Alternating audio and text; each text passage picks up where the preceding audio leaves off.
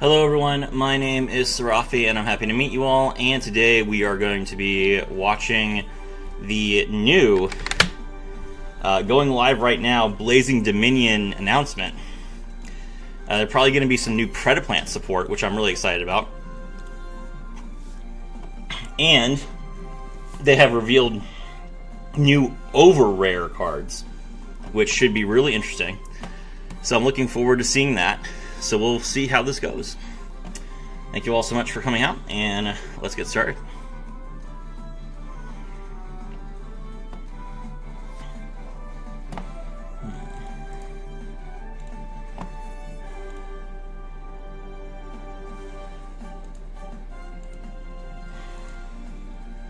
Let's see.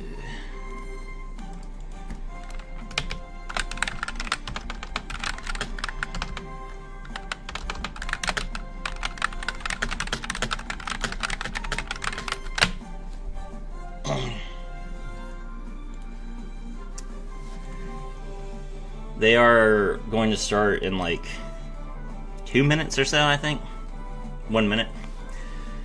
So sorry for the brief delay, but we'll see how this goes. Should be pretty interesting. I guess I should move my face so that you guys can see the chats.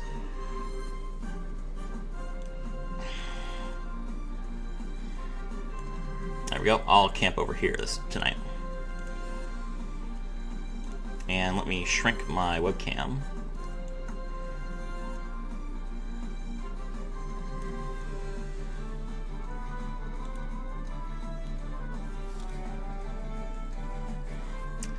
Hopefully that doesn't disturb too much. We live, baby? We are indeed live.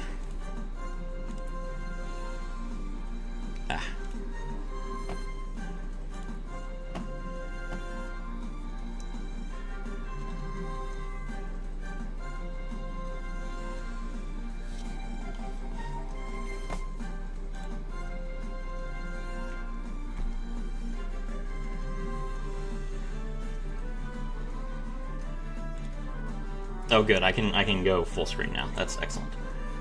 Okay. 3 live viewers so far. Hello everyone. Let's get excited. I'm looking forward to seeing what the new effect for Stardust Dragon Victim Sanctuary is. There's a new type of hero. We have favorite hero Shining Flare Wingman, so that's a new like entire archetype.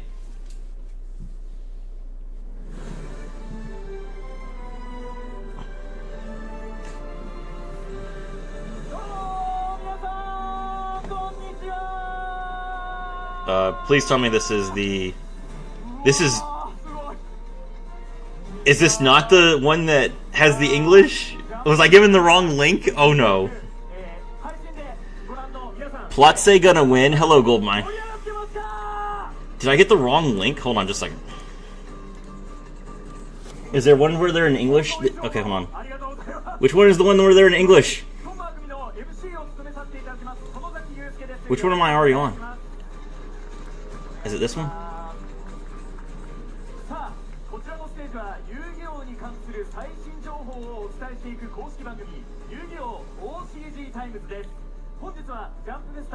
You just gotta lock in with the cards. There's no English. Oh my gosh! All right, let's go.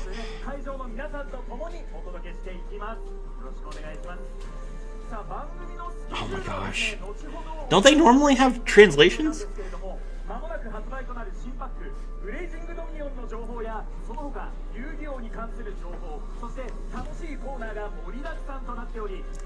This drives me crazy that they always do this. They have the they have like a suit and but instead of a tie they have a suit, but instead of a tie they have a t-shirt underneath.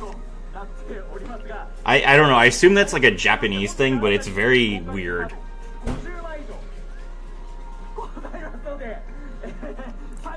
Just waiting for Duel Link stuff. There could be some Duel Link stuff, but I don't know that there necessarily will be. It is titled Blazing Dominion, which is TCG only.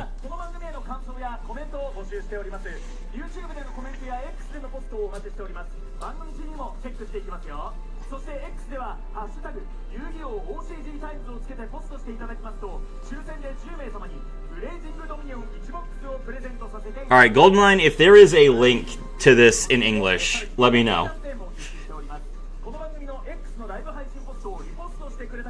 Because I checked both of their live streams and they're the same one, but there's no subtitles for either one of them. Here for the pizza party. Hello, Liquid Rax.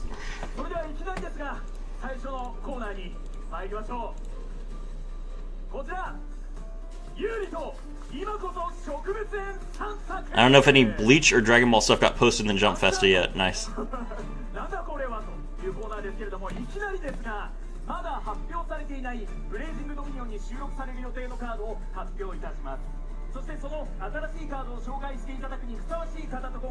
There should be an English one. Well, if there is, send me the link. Post it here. Yuri! Do we also get Duel Links news? Sometimes. I don't know if we will tonight.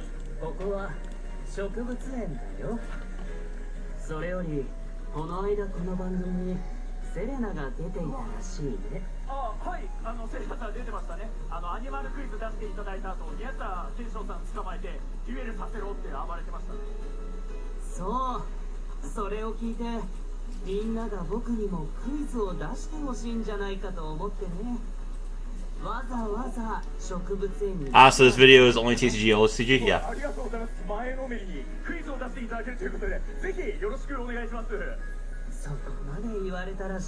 Unicorn Gamer 123 in their chat. Yuri, I want to kiss you.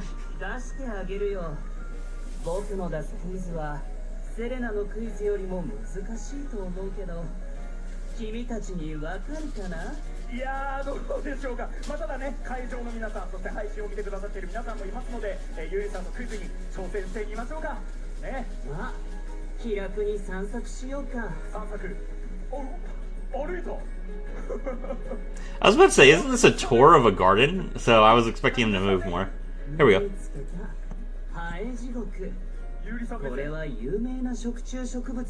You're getting more support, that's right. Oh, whoops, I don't have my chat open, my fault.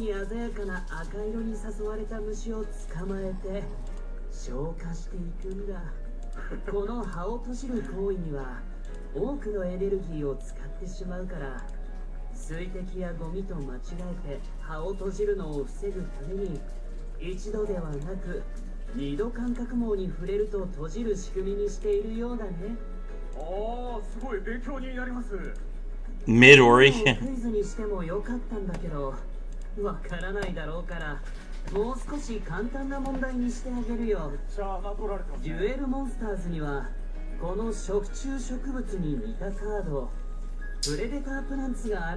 Yep, Predator plants, let's go! This video will show DL stuff? No.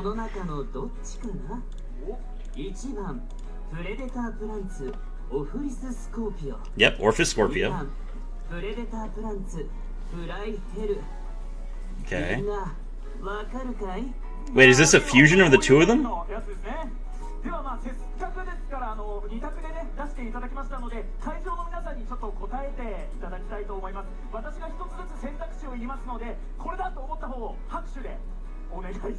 Oh, he asked a question, and apparently the answer is Flytrap.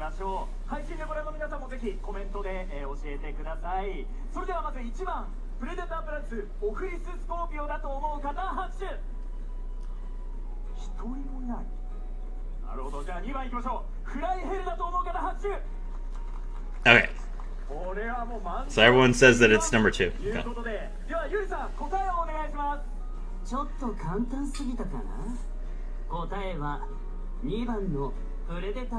Okay, so number 2 was correct. Alright.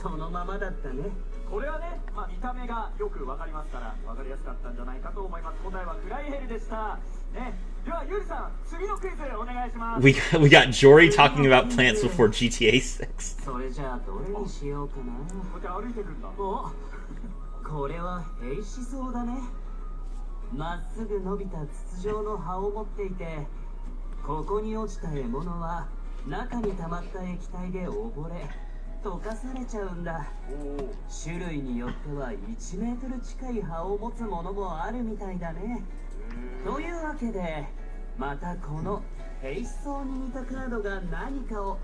Okay, we have another question. 1番プレデタープランツセラセニアント、2番プレデタープランツバンクシアオーガ。 Yuri is quite the green thumb, if I'm not right. He is. Ooh, the chat is more divided here. Is it Saracenians or the level 6 one? Okay, everyone's saying that it's the Saracenian. バンクシアオーガが多め？ちょっと多めですかね。じゃあ2番のバンクシアオーガだということで、ゆりさん答えをお願いします。ちょっとみんなには難しかったかな。残念、不正解だよ。答えは1番 Predaplant Saracenian. Okay. セラセニアンとは兵士層の学名がサラセニアなんだよ。悔しいかな。 Where's my Melfi support? I don't think that's gonna happen on this stream.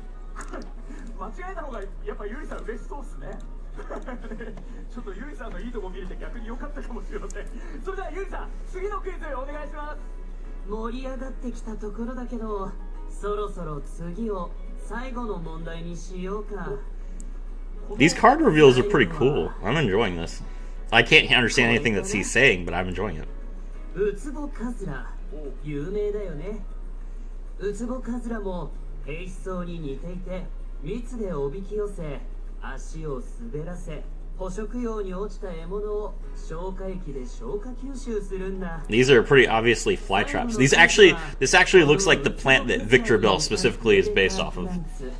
プレデタープランツ、モーレイネペンテスについて。モーレイネペンテスのネペンテスは ウツボカズラのことなんだけど、じゃあモーレイネペンテスのモーレイはどういう意味でしょうか。1番英語で魚のウツボ、2番タイ語で消化する、3番 The chat seems confused. どう？わかった？ガチのマジの難しいやつ。Yuri throwing counters everywhere, making those plants die.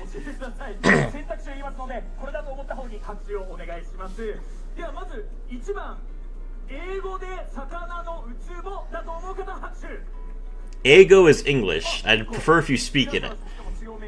Still no captions.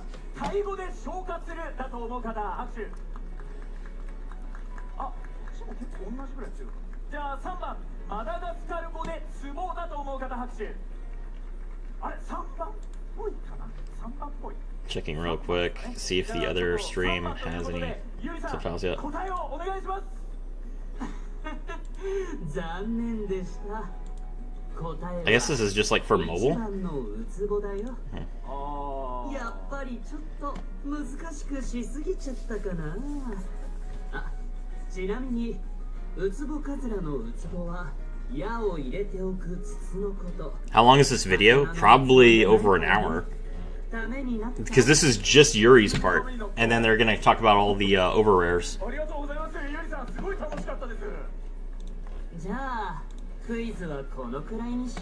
Okay, I think he said the quiz is over. 他にも食虫植物があって、虫取りスミレ、ブロッキニア、タヌキモがあるね。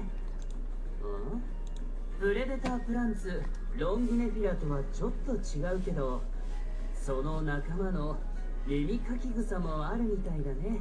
Ultra Cularia. Oh, Ultra Cularia is Traptrix. プレデタープランツ、ロンギネフィラって、それもしかして。ああ、新しい僕のプレデタープランツのカードだよ。 A new Prayer Plants card. もしかして他にもプレデタープランツの新しいカードがあったりするんですか？最初は暇つぶしのつもりだったけど、意外と楽しめたよ。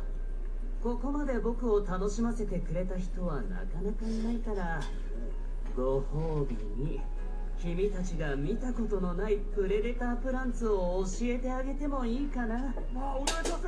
いいでよ。プレデタープランツバールテア、プレデタープランツ鉄砲リザード。Oh, hold on, that's a lot of cards. 震えた牙持つ毒竜よ。大式翼持つ Hold on. プレデタープ。 Okay. We have a level 1 dark. That appears to be an insect. That does not appear to be a plant. It's some kind of spider. I assume this is a tuner monster. Then there's a level 3, which looks like some kind of lizard with like daffodils coming out of the back of it, or spines or something. Then there's a level 4 synchro monster. So there is now a predator plant synchro monster, and then some kind of normal spell card, which has Starving Venom Fusion Dragon on it. プリミティブ。そして飢えた牙持つ毒竜よ。大式翼持つ竜よ。今こそ一つとなりて地上のすべてを食らい尽くせ。融合召喚現れろ。レベル10破滅もたらす暴食の竜覇王暴竜スターブベノムウィングドラゴン。 Level 12 Starving Venom Wind Dragon, a fusion of Starving Venom Fusion Dragon and Clearwing Synchro Dragon. That's insane! Finally he gets a Synchro? Yeah. He has had a tuner monster for a while. 僕と一つにならなきゃいけないやつが近くにいることが Let's see. 今こそ一つに。あ、もう完全に今一つになりにいってしまいましたね。とりあえず我々ですね、今紹介していただいたカードの詳しい効果を見ていきましょう。今回番組で紹介するカードとっても多いので、ちょっと抜粋して効果を紹介させていただきます。ですが番組の最後にまとめて僕がまた読み上げさせていただきますので、最後までお楽しみにしてください。一番気になるのはやはりこれでしょう。覇王暴竜スターブベノムウィングドラゴン。 Yo, hello, yeah. Alright, so it's scale 10. That thing looks sick, it does.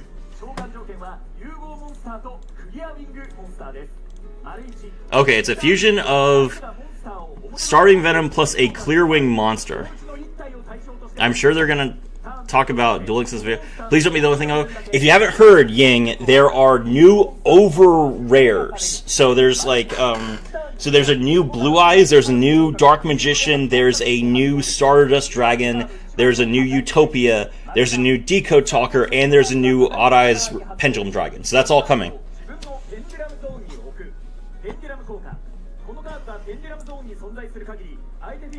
Okay, the third effect is if this card was destroyed, you can place it in your Pendulum Zone, which we expected.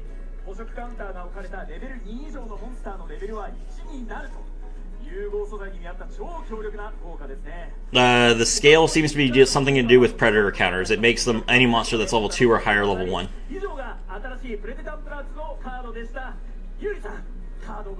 I don't know too much Japanese, but I can follow that much at least. 10 live viewers, thank you so much for coming out. Please subscribe if you're not already.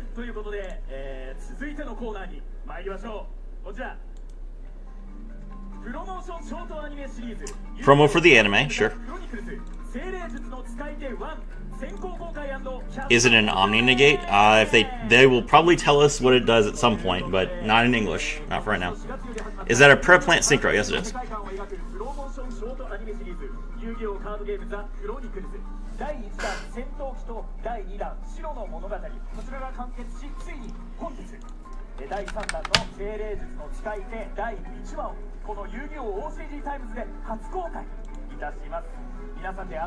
Alright, I have YGO organization up. I'm going to constantly refresh it until they post the new stuff.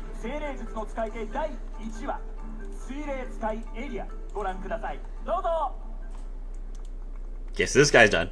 Is that the only card he's getting? That's the only cards that Yuri got. So if you missed it, there were 4 other cards that Yuri got. So he got a Synchro Monster, a level 1 Tuner, a level 3 Monster, and a normal spell card. So he's got 5 cards total. There's the Charmers.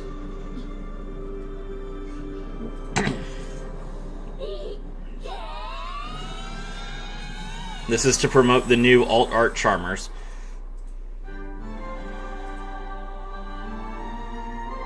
Yu-Gi-Oh card game, The Chronicles for the Charmers. Sure.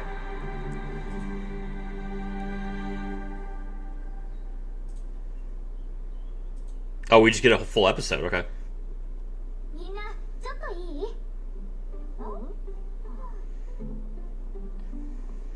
書庫で見つけたの。何これ？魔導書かも。年代物だね。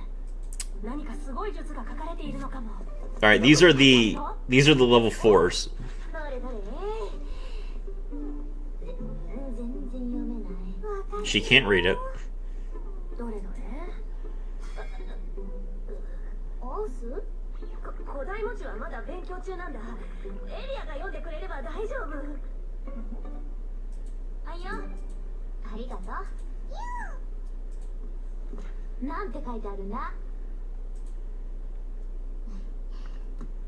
広いところで試してみようか。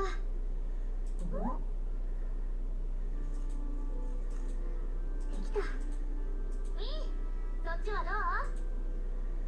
こっちもバッチリだよ。あまたの属性を掛け合わせることで属性を超越する大霊。Ah, you know, as a Speedroid player, my heart will always have a place for Win. 早速試してみようぜ。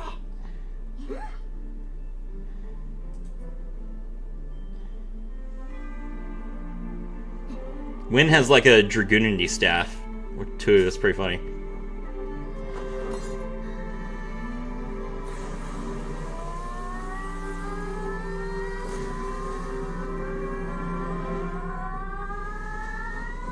What are they trying to do? い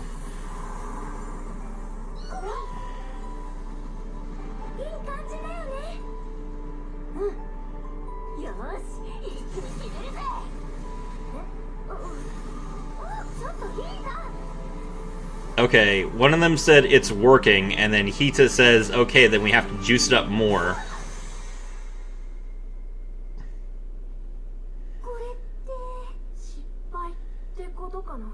どういうことだよ。属性を合わせりゃ術が完成するんだろ。魔法陣間違っていたのかな。見て。祭壇に祈りを捧げ奥へ進め。 Oh, I hate it when the spellbook fills itself in after I started casting.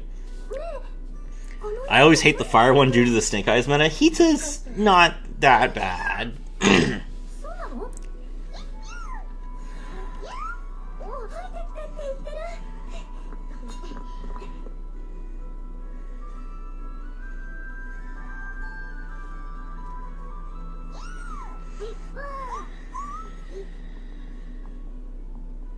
だいぶ奥まで来たけど、これ帰れるか？大丈夫。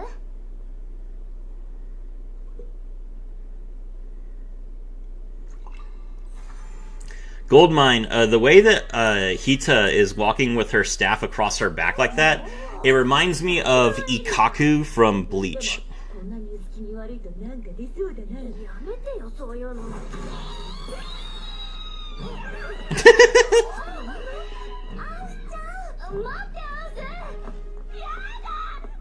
Aw, Asa's scared of a bat.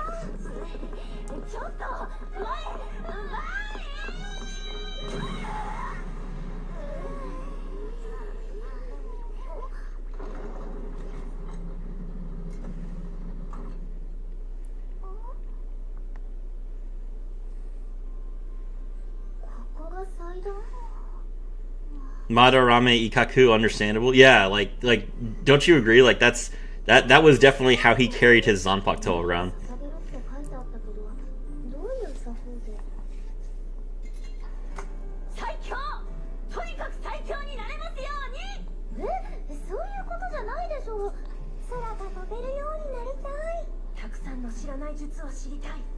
ょっと祈るってそういうこと？ This isn't like a shrine. Okay. Aria's just going along with it. Oh, okay. They managed to open a door. Interesting.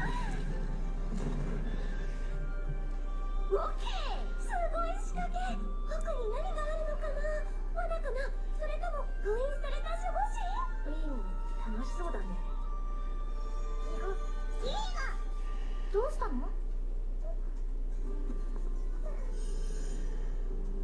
文字が増えたの？力を求める者たちへ試練を与える。試練だって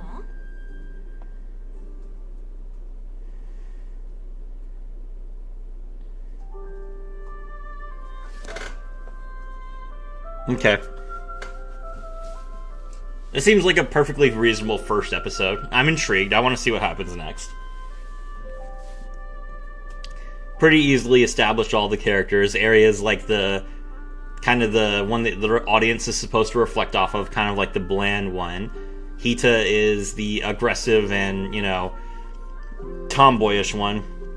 Asa is timid and smart, and Win is energetic and excitable. Yeah, I like it.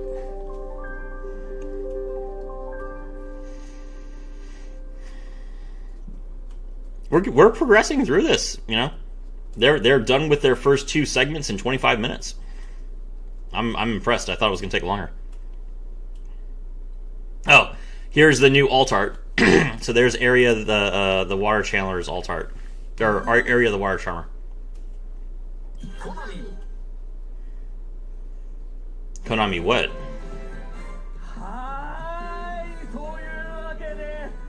Oh, okay. I thought that was about to be a game.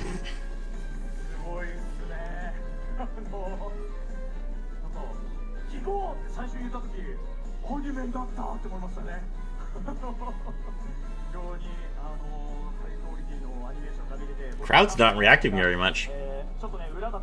Or is that normal? I don't know how. I don't know if like normally they would cheer or something. 今回はですね、霊使いたちの声を務めた4人の方にお越しいただいております。早速登場していただきましょう。まずはこの方です。水霊使いエリア役人あがりさんです。 No, I'm sorry. That's the alt art. So they have the voice actress. That's exciting.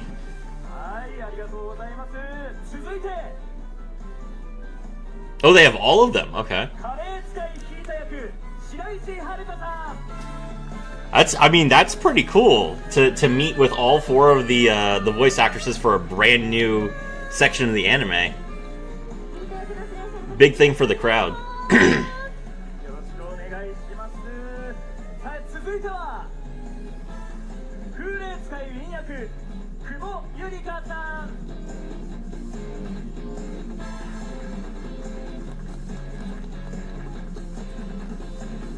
Okay, she has a green bow in her hair. I was about to say, she doesn't actually have green hair. Come on now.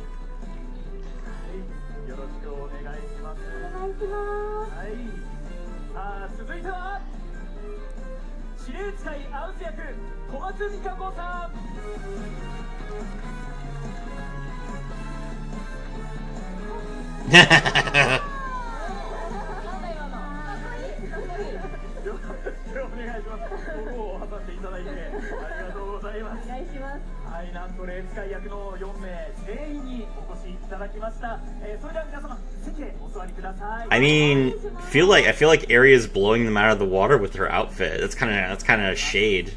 I feel like.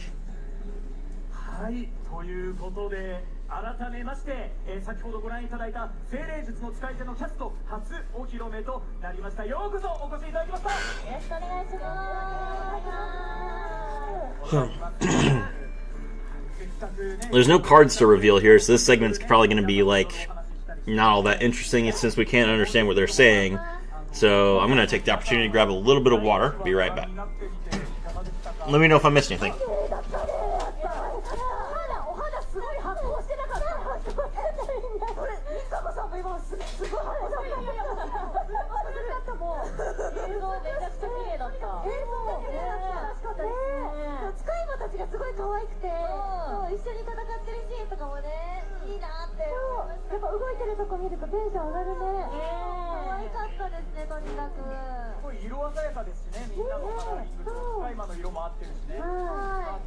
常に綺麗な映像になっていたんじゃないかなと思います。 Alright, let's see.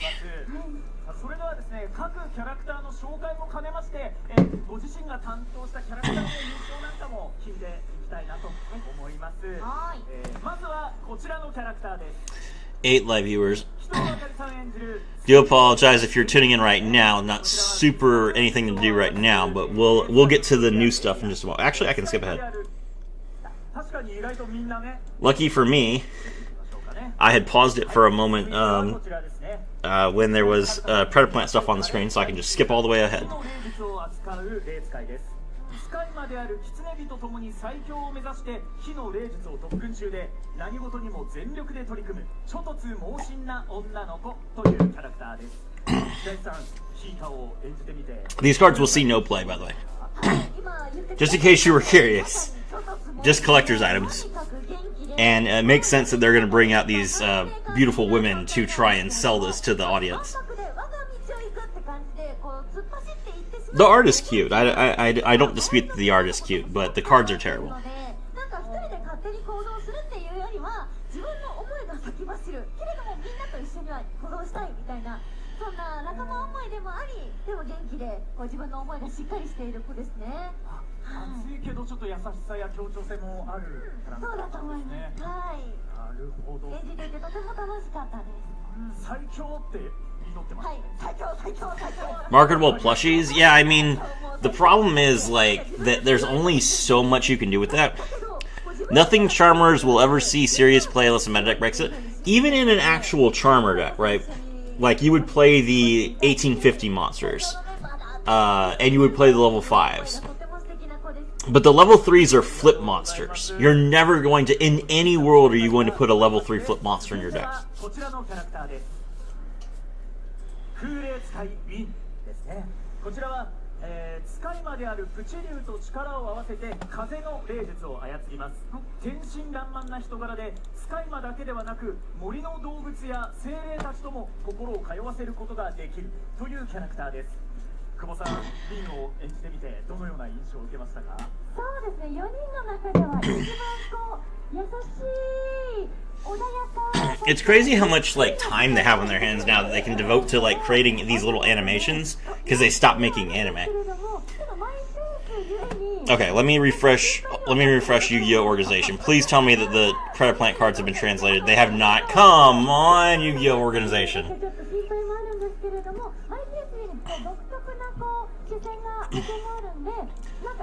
The weebs that actually speak Japanese are nerding out about these girls, and they're not actually doing their job translating Predator Plant cards right now. さあ、続いてはこちらのキャラクターです。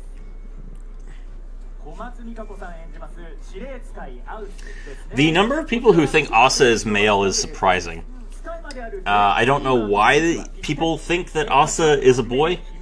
There is only one male charmer, and that is Dark the Dark Charmer. All the other charmers are female. They basically dropped Rush. We're in a drought of content. It's true, and while I do think it's kind of cute to explore like the Yu-Gi-Oh! Monsters worlds, I feel like it's not going to have as much appeal as everything else. And the main reason why it's not going to have that much appeal is because we already know how the stories end. It's not like they're writing a new story, they're just telling existing stories. Like, I knew everything about the Sky Striker storyline before they made the Sky Striker anime, so I wasn't surprised by anything. I wasn't really all that invested in seeing things develop, because I knew it was going to happen, right? Whereas with a brand new series, I don't know what's going to happen to any of the characters I'm invested in. I'm interested in it from the start. また紀藤さんからこのエリア演じるにあたって意識したこととかありますか？そうですね。このアフレコ自体がみんなで一緒に撮れなかったんですよね。それぞれ別々で収録させていただいて、私も一人で撮ってたんですけど、そもそもこのキャストを見た時点で、知り合いしかいない。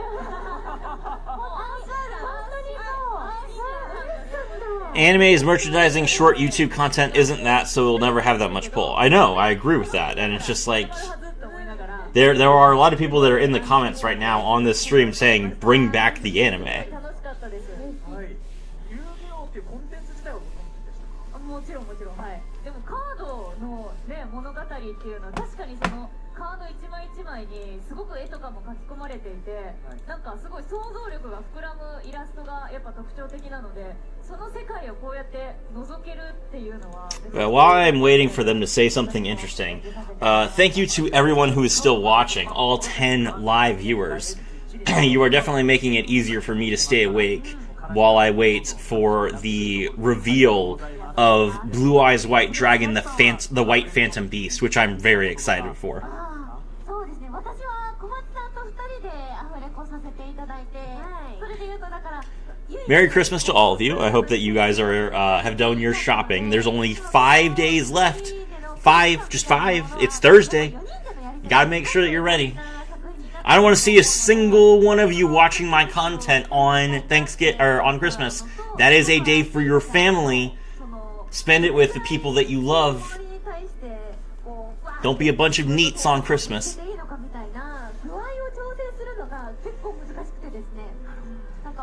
思いっきりやってくださいって言われるところもあれば、いやちょっとそこがこの人に対してもうちょっと丁寧な気持ちでっていうその塩梅が結構最初の収録の時には時間をかけてじっくりと作っていただいたところだったので、私的にもかなり大変ではあったものの、そこのところを繊細に演じられたらいい。Why is Hita going off so much? I thought we were talking to Asa. ありがとうございます。熱量がね大事なキャラクターですから、今後どんな動きを取ってくるか楽しみです。ありがとうございます。ありがとうございます。遊戯王自体は。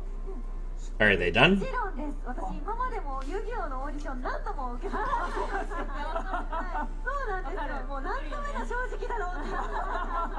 そうなんですよ。ありがとうございます。遊戯王の世界に来ていただいて。こちらこそありがとうございます。それでは久保さんは演じるときにしたこととかはありますか？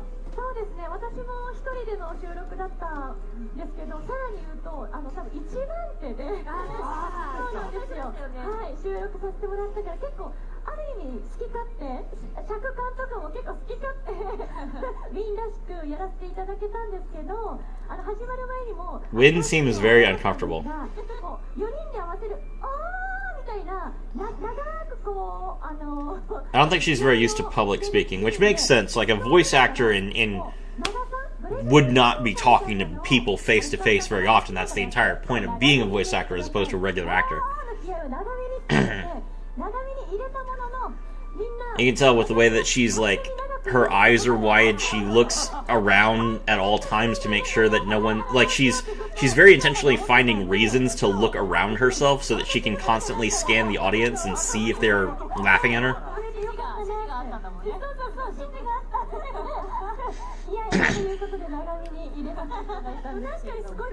I feel bad for her. めっちゃ短く収まっちゃって、シカちゃんがすごい長く入れてるから、あ、やばい息続かなかったんですけど、あれは何回か撮ってのあれなんで、私も大変でした。すいません。ついてきました。はい。梅雨がなったりとか、でもすごく楽しんで。のんびりもしてますしね。はい、そうなんです。そういうのもあったんですけど、とても楽しく、そのみんらしくアフレコするっていうのはすごく心がけて、はい、やらせていただきました。遊戯王自体はご存知で？もちろんです。もちろんです。Also, the guy's not in the shot, which is weird. He keeps talking, so if he's gonna be talking, they should put him in like a sides shot or something like that. Like, I understand that he's not the draw, but it's weird to have him talking and not be able to see him talk.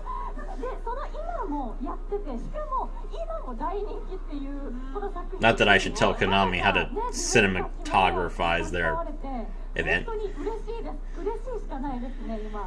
このねカードがアニメ化してストーリーをね流していくっていうのが結構新しめの試みで新鮮ですので、これからも皆さん新しい刺激をね見ながらこのコンテンツ楽しんでいけるんじゃないかなと思います。Oh, she's wearing a green top. I didn't realize that. I thought it was white. Okay, that makes more sense. Okay, we can see the guy now.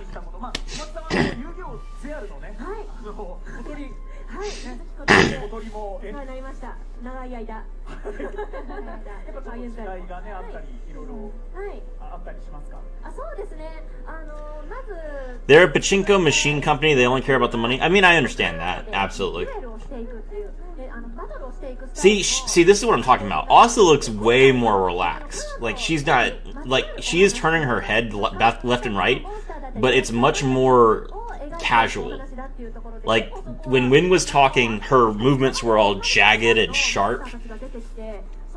She definitely seemed a lot more nervous, whereas this woman is just, I think she's at least acting like she's met at least one of these people before. So I feel like she's more at ease. The usual Q&A stuff they're doing, yeah, I mean I get that, but it's boring for you guys. I apologize. If I could translate it, then I would.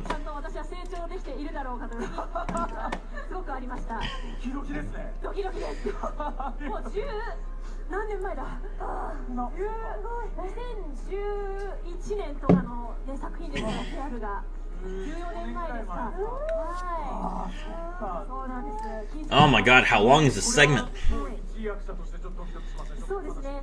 ただ小鳥ちゃんデュエルはしないキャラクターだったので、はい、そういう意味でのね、この緊張感はなかったですけど。ちょっとだけモンスター出すぐらいでしたもんね。そうですね。ちょっとね、私自身もやったことがあったので。Guy in the chat, I wonder what deck can play the new Charmer cards. Probably none of them, it's true. You might be able to make like a Witchcrafter Charmer deck, maybe? That'd be interesting. Prayer plants need a spell and trap negate. That is true. So if the Synchro monster has a spell or trap negate, that would actually be pretty interesting.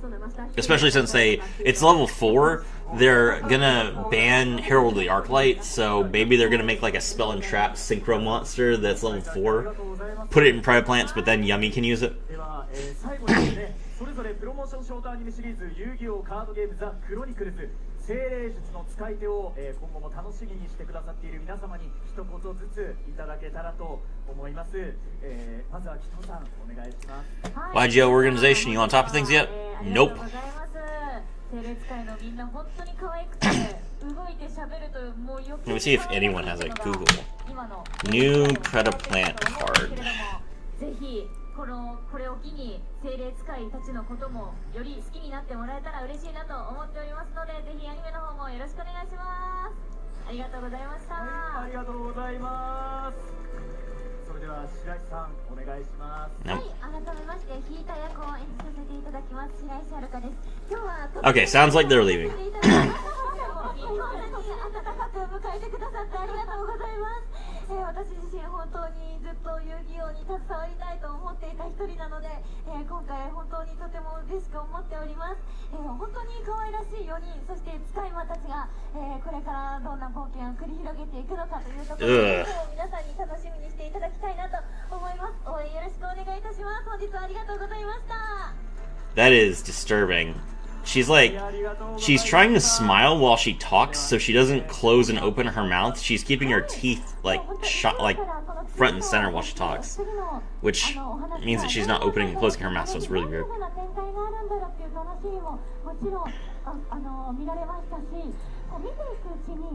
カードでちゃんとそもそもやられてる方には分かるようなちょっとね小ネタじゃないですけれども作品内にやってる方にだけ分かるみたいな部分も多分出てくると思うのでそういう楽しみ方もしてもらいつつあと Konami doesn't really owe us anything doing the live stream in their own country. The translated subtitles come afterwards when the dialogue is all recorded. Yeah, I mean that's true, sadly. Oh, they deleted that guy's message. Rude. 私はこのメンバーなんでどこかで相談できたら嬉しいなと思います。引き続きよろしくお願いいたします。本日は本当にありがとうございました。はい、ありがとうございました。 Okay. それでは最後に小松さん、はい、お願いします。はい、改めまして皆さん今日ご来場ありがとうございます。私自身も改めて遊戯王というコンテンツに、また関わることができて非常に嬉しく思っておりますし、こうやっぱりカードの今まで皆さんもデュエルしたことがある方も多いと思うんですけども、このキャラクター、このカードの中のモンスター一人一人というか一匹一匹なんて一体一体にも物語があるって考えると、きっと皆さんがね手元でデュエルしているこのキャラクターにもすごく愛着が湧いてくるんじゃないかなと思いますし、でデーモンビーバーとかも結構昔からいる、はい、モンスターだったりしますので、そうそれぞれの使い魔も、ちょっとクレジットには出てなかったんですけど、演じている人がねいらっしゃるんですよね。Bro got LMU'd? What is LMU? なんだろうなっていうのをね想像していただきたいなと思いますし、それぞれのキャラクター本当に愛らしく可愛らしく、そして美しく描かれておりますので、ぜひぜひ遊戯王の世界楽しんでください。今日はありがとうございました。はい、ありがとうございました。ということで駆け足でね、いろいろお話を伺ってきたんですけれども、以上プロモーションショートアニメシリーズ遊戯王カードゲームザ・クロニクルズ精霊術の使い手は It's a One Piece reference? Okay. キャストまとめでした。それでは Alright, get these beautiful women out of my face. He got erased. どうぞご起立いただいて前の方にお立ちください。ははい。はい。それでは、皆様に、ご講談いただきますので、皆様拍手でお送りください。ありがとうございました。ありがとうございまし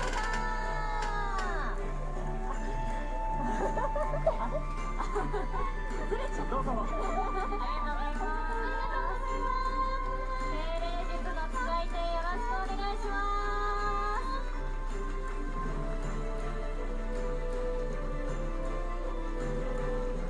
す。Okay. Alright. はい。ということで、いやー素晴らしかったですね。衣装のね、なんかカラーリングも結構ね、それぞれの属性に合った様相で来てくださいました。はい。ということで、まだ少し時間がありますかね。I brought that on myself by commenting that it had only taken them 25 minutes to finish their first two segments. Then I immediately got punished with 20 minutes of nothing. いやちょっと僕ね、実はどうぞとか言って裏に引きつつやることがあるものですが、あんまりアニメをねがっつりこう食い入るように見えなかったわけなんですよ。なのでみんななんかお願い事してたでしょ。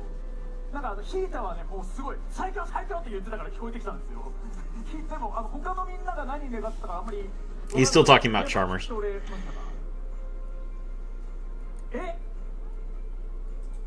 名前？甘いお菓子食べたいって言ってた。誰が言ってた？エリが言ってました。本当ですか。エリはなんか最後にね、なんかみんなにちょっとそんな願いみたいに突っ込んでから言ってたのが甘いお菓子食べたいやつです。Is this like scripted? Or is he really like taking a question from the audience that he can't hear? I hope it's scripted. ということで、番組の前半から、新カードの情報にアニメの声優さん発表と、驚きの連続なんですけれども、番組まだまだ続きますし、新情報もまだまだございます。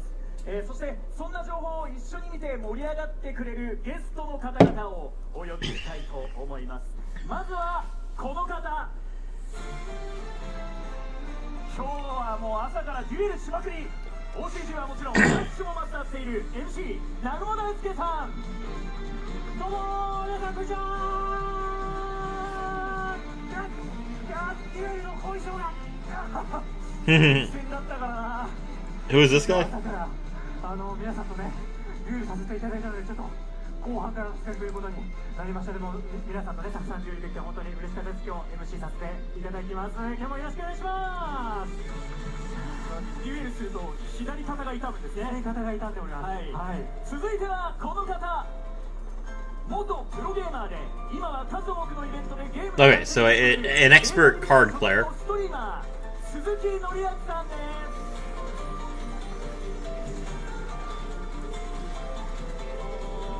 That's Yusei's voice actor? Okay.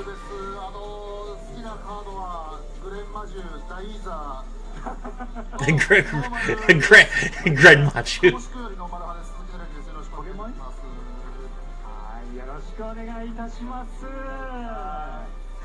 あ、そして参りましょう。続いてはこの方です。絆の鎧を身にまとい、進化の力を呼び起こす。いでよ、ジャンクウォリアースラッシュマスター。アニメ遊戯王5リーズの主人公工藤優生役宮下優也さん。 That appears to be a new Junk Warrior. よ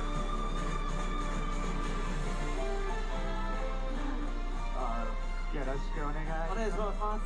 皆さんどうぞこちら前、鈴木さんも前の方にぜひお越しください。さあそして最後はもちろんこの方。真紅の鎧を身にまとい。 That's Jack Atlas's voice actor. 魂の親のクリムゾンブレードスラッシュバスター。工藤優生のライバルジャック・アトラス役の星野 He's blonde. 令和の派遣アニメ遊戯王5リーズジャック・アトラス役星野貴則です。よろしくお願いします。 Dude, he's still got it. Like, he just turned that on so easily. 金を呼ぶ声が聞こえんな。いいだろう。よろしくお願いします。 That's incredible range. Holy crap. ここからはこちらのメンバーと一緒に遊戯王の最新情報をお届けしていこうと思います。もうどうですか皆さん、この会場の熱気は。すごいですね。ビンビン伝わってくるね。すごいですね。鈴木さん的にもこのレスポンスあると思う。 The blonde hair, yeah, it's great. 驚きましたし、何よりここに呼んでいただいたことが驚きで、優勢とジャック・アトラスと鈴木紀明の3組なんですよ。俺出てたっけみたいな。出てないんですけど。 Okay, so the guy that's in green is Yusei's voice actor. So I guess when they said MC, they mean like an actual like master of ceremonies. Okay, so the guy on the left is a master of ceremonies. The guy to his right is a pro player. Then Yusei's voice actor, Jack's voice actor. Okay. Everyone has water? Okay. まずは、今回の番組のスケジュールを一緒に見ていきたいと思います。はい、尾崎さんお願いします。はい、先ほどまでですね、有利と今こそ植物園散策とプロモーションショートアニメ。 Okay, so I guess we're on the third event of 6. キャスト初お披露目を行いましたね。そして次はですね、霊使い関連新規カード初公開。あら、新規カード。はい、そして遊戯王インフォメーションと続きまして、工藤優生 VS ジャック・アトラス、再びぶつかり合う魂。 Wait, versus? Wait, are they gonna play? Are they gonna duel? 最新情報公開となっております。最後までも見どころものすごいですので、盛りだくさんですね。はい、会場の皆様も配信でご覧。 There's no way, that would be insanely hype. はい。さあ、そしてですね、ありがとうございます。ありがとうございます。一つリマインドさせてください。現在ですね、番組の感想、コメントですね、募集しております。 YouTube でのコメントですが、そして X のポストでもですね、お待ちしております。そしてですね、この X ではですね、キャンペーンの方も行っております。こちらです。ハッシュタグ遊戯王 OCG タイムズをつけてポストしていただくと、抽選で10名様に最新弾。 Oh, I have someone who has let me know what the Prayer Plant Fusion Monster does. さらにリポストキャンペーンの方も実施しております。この番組の X のライブ配信ポストをリポストしてくれた方の中から抽選でこちらもブレイジングドミニオン1ボックスをプレゼントいたします。ポストキャンペーン詳細おりの上、ぜひリポストお願いします。はい、よろしくお願いいたします。さあ、ということでですね、すでに、皆さんからね、たくさんの感想コメント。 Okay, while they are talking, let me real quickly go over this. Okay, so the new Prayer Plant Fusion Monster.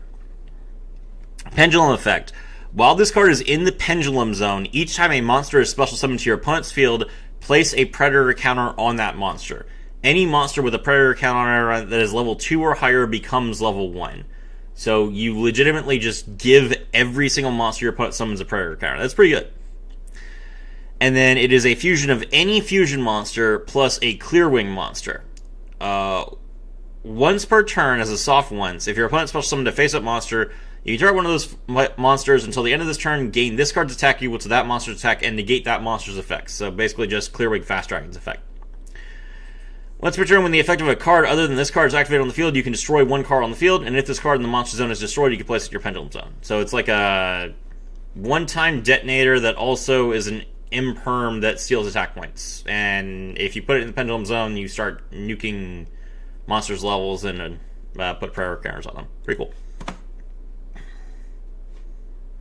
ね霊使いのアニメを1話みんなの前でお披露目したんですけれども、本当にみんなの属性っていうのは、水とかじゃなくて声のそういう属性が思った通りの方にブーストしていく、そういうようなお芝居を聞かせていただきまして、非常に楽しくアニメを見ることができました。皆さんも大盛り上がりでしたね。ありがとうございます。本当にたくさんのねコメントをいただいているようです。引き続きですね皆様の感想をお待ちしておりますので、ぜひぜひ皆さん、ポストそして感想のコメントの方よろしくお願いいたします。お願いします。はい、ということでここからもね最新情報盛りだくさんでお届けしていくんですけれども、その前にねいつも New cards from Structure Deck 48 are garbage, apparently.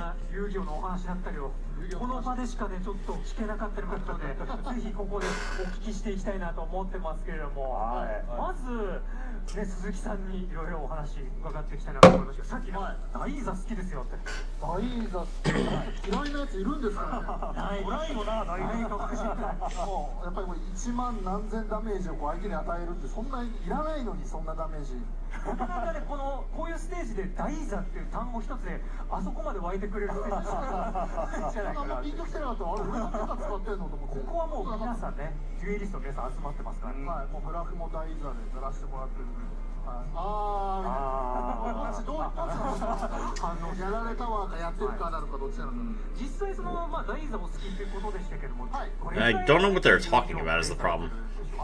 一番最初にもうプレイっていう点で言ったら They didn't put any visuals up, so I'm not really sure what exactly is going on. 初代遊戯王というか頃で、みんなもう遊戯できるブラックマジシャンとかブライズをコンセプトにみんなで作ってる中、ちょっと偏屈ボーイだったんで、偏屈ボーイみたいな感じで偏屈ボーイだったんで、ちょっとみんなと違う感じ出したいという感じでいろいろ悩んだ結果、駄菓子屋さんで城之内のストラクチャーでボリューム2をギルフォード・ザ・ライトニングがトップのやつを買いまして、そこから始めて、でレッドアイズいる中で初めて覚えた難しい言葉がメタル化魔法反射走行なんです子供ながらに、20年以上前ぐらいになりますかね。前ですかね。ってなるかなと思います。声に出して言いたいですよね。なんか遊戯王のこのなんか長文の魔法トラップカードとかって。なんなんメタル化魔法反射走行なんなのかわかんないけど、声に出したくなる。なんか不思議な魅力のある言葉ですよね。メタル化魔法反射走行。ありますね。はい。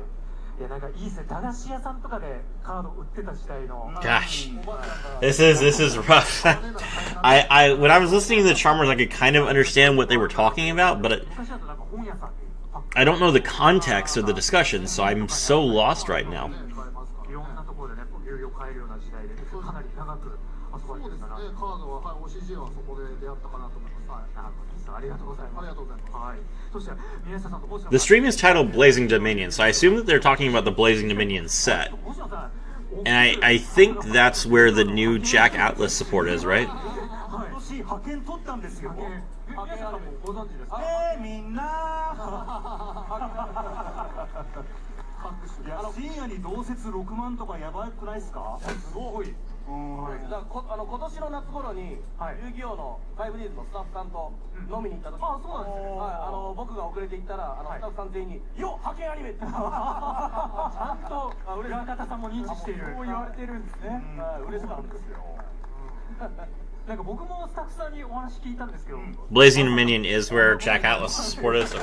はい、伺ってたので、本当に一挙放送ちょっとしようかなと思ったらね、やはり皆さんやっぱ愛されてるっていうところもあって、みんなのおかげだよね。ありがとうございます。ありがとう。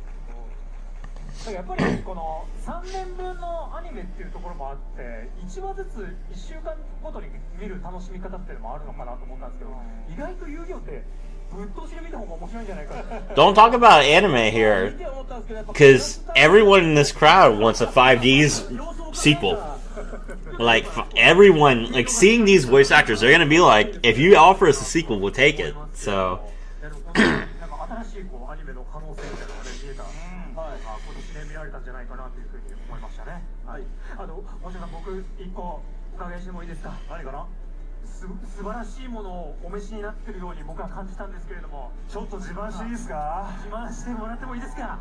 今年の夏にね抽選当たってね、A Red Eyes Black Dragon shirt. Okay. これも見て。どうかしら。見えるかな。これも見て。カメラさん。カメラさん頑張って。足が。 What's on his shoes? 城之内モデルだよ。 Oh, the Joey Wheeler Nikes. That's funny. めちゃくちゃかっこいい。手に入ったんですね。 What a Chad. これはジャーフェスに着ていくしかないと思って。ありがとうございます。 That's why people were disappointed with the Sevens announcement at first. Yeah. レッドアイズっぽく赤でかっこいいっすね。めちゃめちゃ。いやー、しびれますね。いやー、本当に欲しい。シンプルに欲しい。だからいつかジャックのやつも出してほしいですね。 Man, I know the over rares are coming. They're making us wait. じゃあ確かに。袖のない。満足ジャケットね。確かに。サティスファクション。 Some guy in the chat, Jack from Temu? Are you kidding me? This is the legend himself. He did the voice already. Calm down. いやいや、いろんな貴重なね、お話もたくさんお伺いできました。皆さんも満足していただけましたか？いかがですか？ありがとうございます。 We wanted every anime to come together. I mean, wasn't that what Arc V was about? 皆さんね、登場した時に、宮下さんと星野さん、共感工場の方も、やっていただきましたけども、それぞれまだ世に出てないものになったりしますかね。新しいまだ世に出てない。より出てない登場だと思います。ジャンクウォリアースラッシュマスターと、Okay. スラッシュマスターと Junk Warrior, what about it? ということですので、もしお聞き逃しになっている方は放映終了後にまた戻ってね、新しい登場をもう一度見ていただいてね。はい。 So there's not like any new Jack support for them to reveal. They already showed us all of it. まずですね、この後も Are they just going to talk about the cards that we already know about? たくさん盛りだくさんとなっておりますので、まずはですね、こちらの新パックブレイジングドミニオンということでまたね。 Okay, finally, Blazing Dominion. Yeah, all right. Thank という you. ことになっておりますけれども、こちらの未公開情報を早速見ていきたいと思います。こちらです。レース界関連新規カード初公開。レース大会。はい、ということで、先ほどですね、ご覧いただいたプロモーションショートアニメシリーズ遊戯王カードゲームザクロニクルズ精霊術の使い手に関連する新規カードがブレイジングドミニオンに収録されるということになっておりますので、では早速ですね、もう出してます。ご覧いただきたいと思います。こちらです。はい。 Okay, so there's some new Charmer cards coming in Blazing Dominion. Okay. この中で一つカードの効果も見ていきましょう。こちらです。 A Link 4 with only 1850 attack points? That's awful. リンク4のリンクモンスターで攻撃力1850、召喚条件はモンスター2体以上です。このカード名の丸2の効果は1ターンに1度しか使用できません。丸1、このカードの攻撃力はフィールドのモンスターの属性の種類 ×300 アップする。丸2、このカードが表側表示で存在する限り一度だけ自分相手のメインフェイスに Also, it shows Asa area Win and Hita, but it's a light monster? That's not how Charmers work.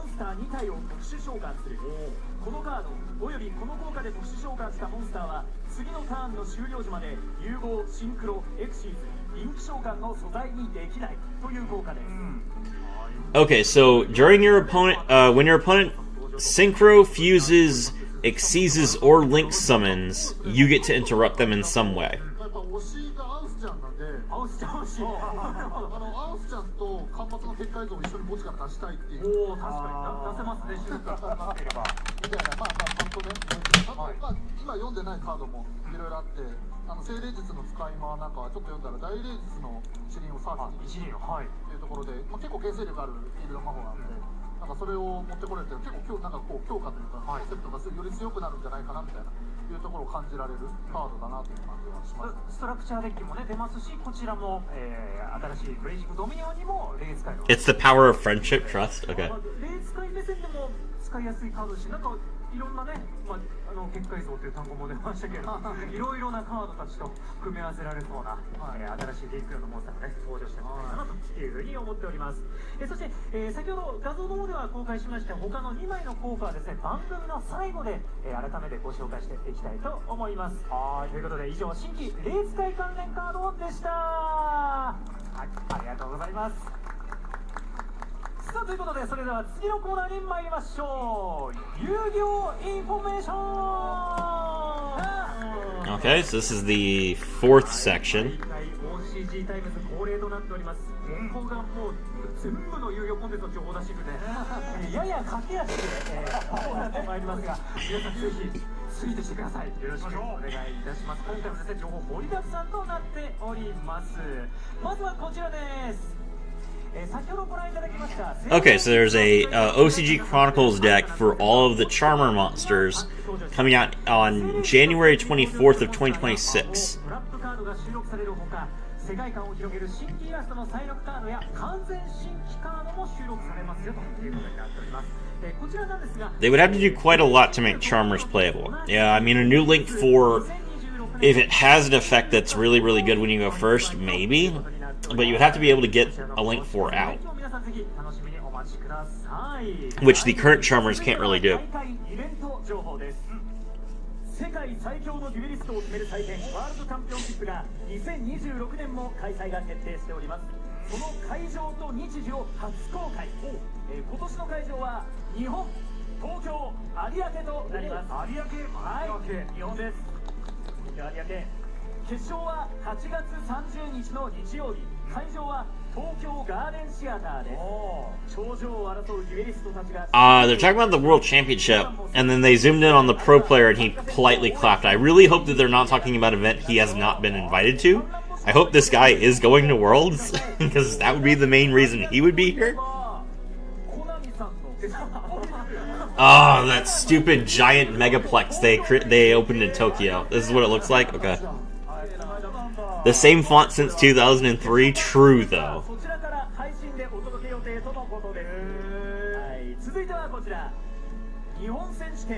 The Japan Championship in 2026, March. Just March. They don't have a day. Okay.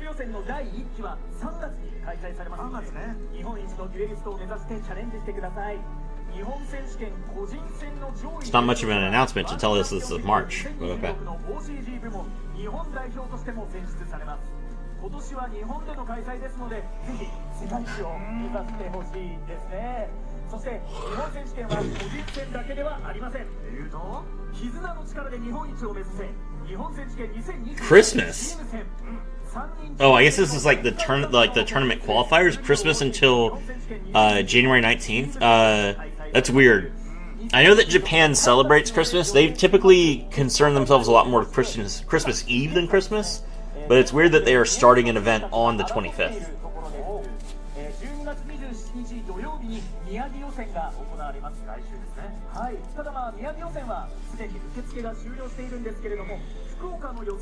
It's also weird that they're only announcing it right now. Like, this is 5 days. It's not a lot of time for people to get ready.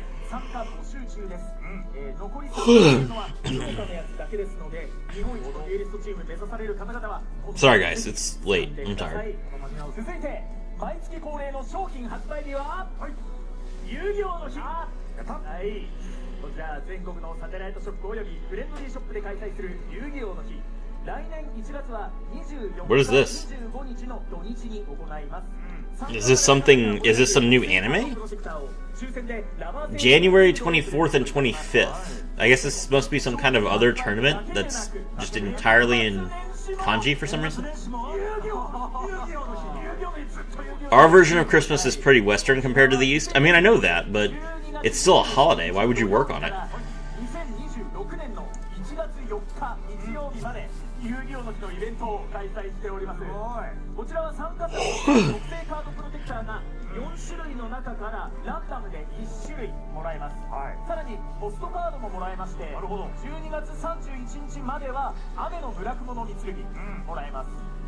1月1日からは目月のポストカードが目月の We put a lot more emphasis on holidays compared to the East. Oh, then the East should take note from us, because we do it right.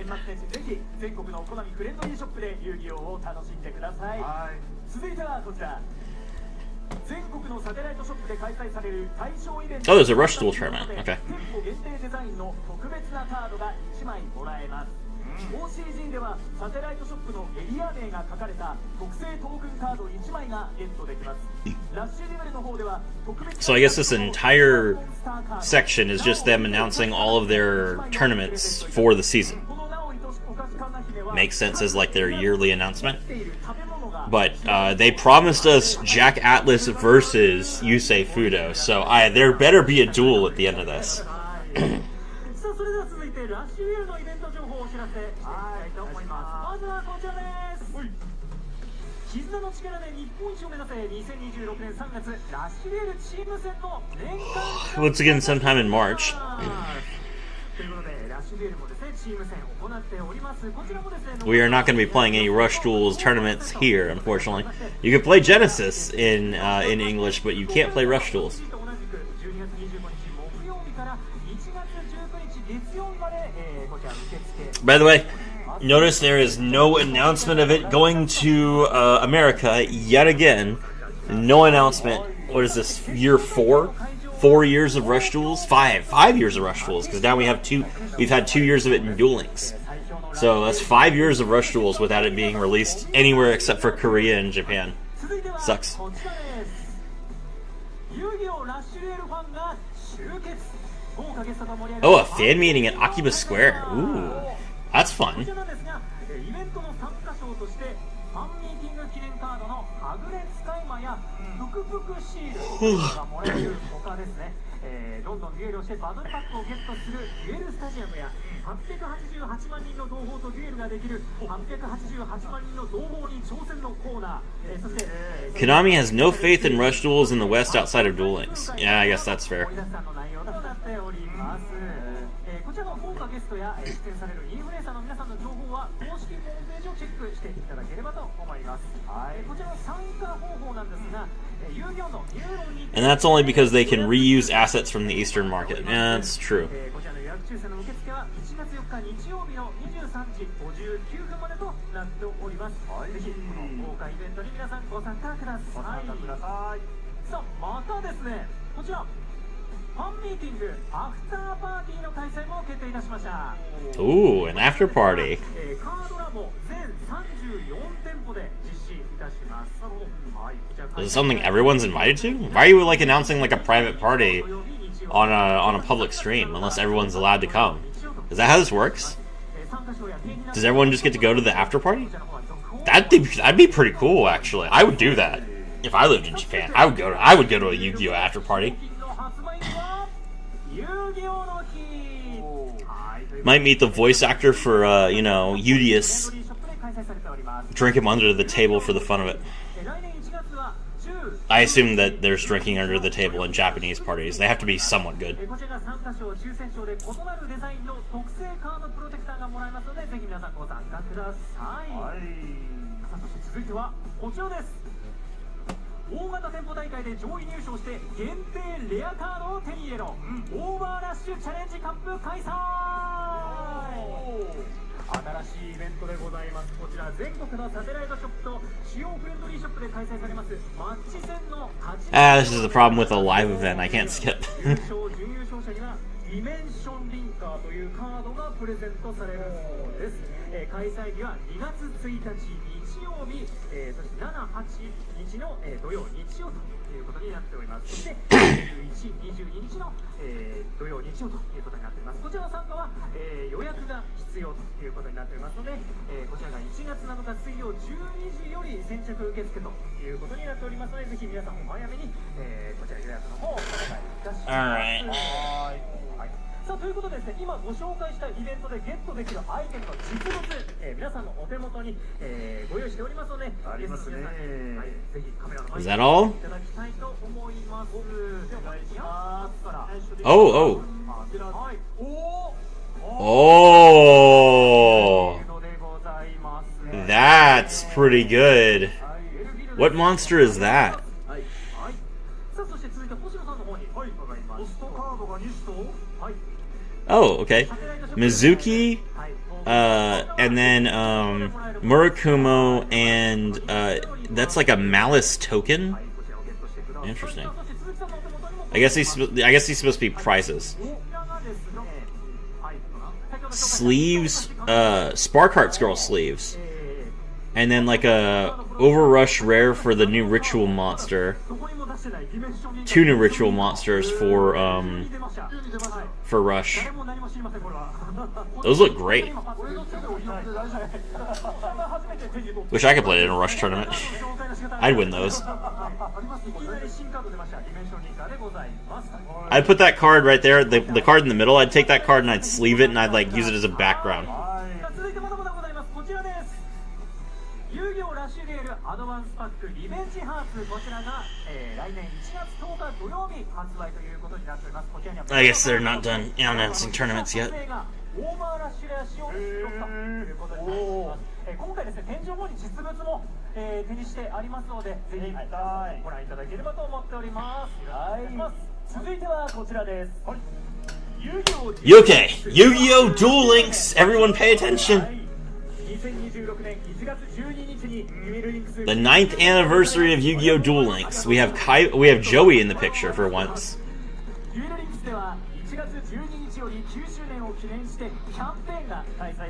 Okay, there's a Duel Links campaign for the 9th anniversary.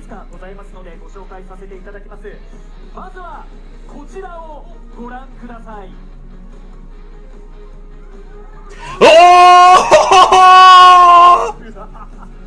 That is a sick animation! Let's go! Ah, I missed it. Hold on. Come on. There we go!